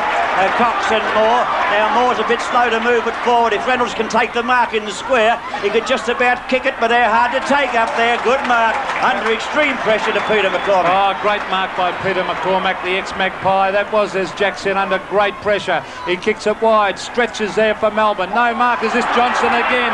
A hand pass over the top to Batterston. He goes for the short one. Yes! The mark has been taken by Teddy Fidge. 40 metres out from goal. The pressure's on young Teddy Fidge. And the pressure was on Teddy Fidge just before three-quarter time when he missed one only half this distance. So Ted Fidge has the pressure. How would you like to have this kick, Jack? Oh, well, in a sense, if I kicked it, Pete, I'd be great. But if I missed it, I wouldn't feel too 2 points the difference. A chance to either be 4 points in front. He's going for his fourth goal. And what a kick it's going to take. Teddy Fidge puts it on its way. It's through! Fidge has put Melbourne in front. You'd think it was a grand final. Got the opening game of season 86. That's his fourth goal. Richmond on 19-14, 128. Melbourne have just got to the front again. 19-18, 132 on Seven's big lead. Right, we've been nearly 28 minutes now into the final term. All the players out there being treated to the bottle. Johnson, after a great game, has just left the field. Magnificent effort by Alan Johnson. A great effort. A great performance, but the game isn't won yet. Ah, that's for sure. It's not won yet. Richmond have plenty of time to come back. Can they do so? Well, here's a chance for Melbourne again. Batterston. Bailey. Good play to Wilson. Wilson knocks it on. Oh, here's a chance. Gary Lyon into the open goal. He stabs. What's happened? I think he's kicked it. Yes. Oh, boy. This is a magnificent performance by Melbourne. The Demons have hit back again. 20 goals, 18. 138 lead Richmond. 19-14, 128. Well, I've seen some games of football over my years in the game, and those years extend to about 36. And I believe you me, I've seen some great games of football, and this one I'll remember because it's had everything today.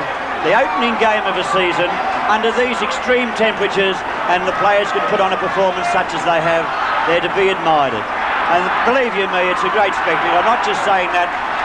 You have to be here to see it and believe it. Now Melbourne come again. Up to the half-forward zone. These fellas are super fits for so early in the season. It's been picked up on the half-forward zone. Lockman of Richmond takes it away. He's gone short, finds Landy. Landy plays on, he's wrong-footed. Got a hand pass into the half-forward zone. A chance for Richmond to get a goal, but can they gain possession? They're only about 50 metres out from goal. It's been taken away by Regolo. He's done a great job. He kicks to the half-forward zone. It's near the boundary line. Alan Johnson is in there. He wants to get back on the ground and get back in the action. That's what's happening now. He's going back off the interchange bench. And coming off is Gary Lyon, who's just kicked that vital goal, possibly the winning goal for Melbourne. Taken by Michael Roberts and rebounds off the opposition. It's been hurriedly kicked by Lockman again. Down to the wing position. Gee, these players are tired, but they're fighting back. Big Joe Regolo after the ball again. Can't get rid of it, so he runs it over the boundary line like a true defender. Well, full marks to that young kid, Regolo.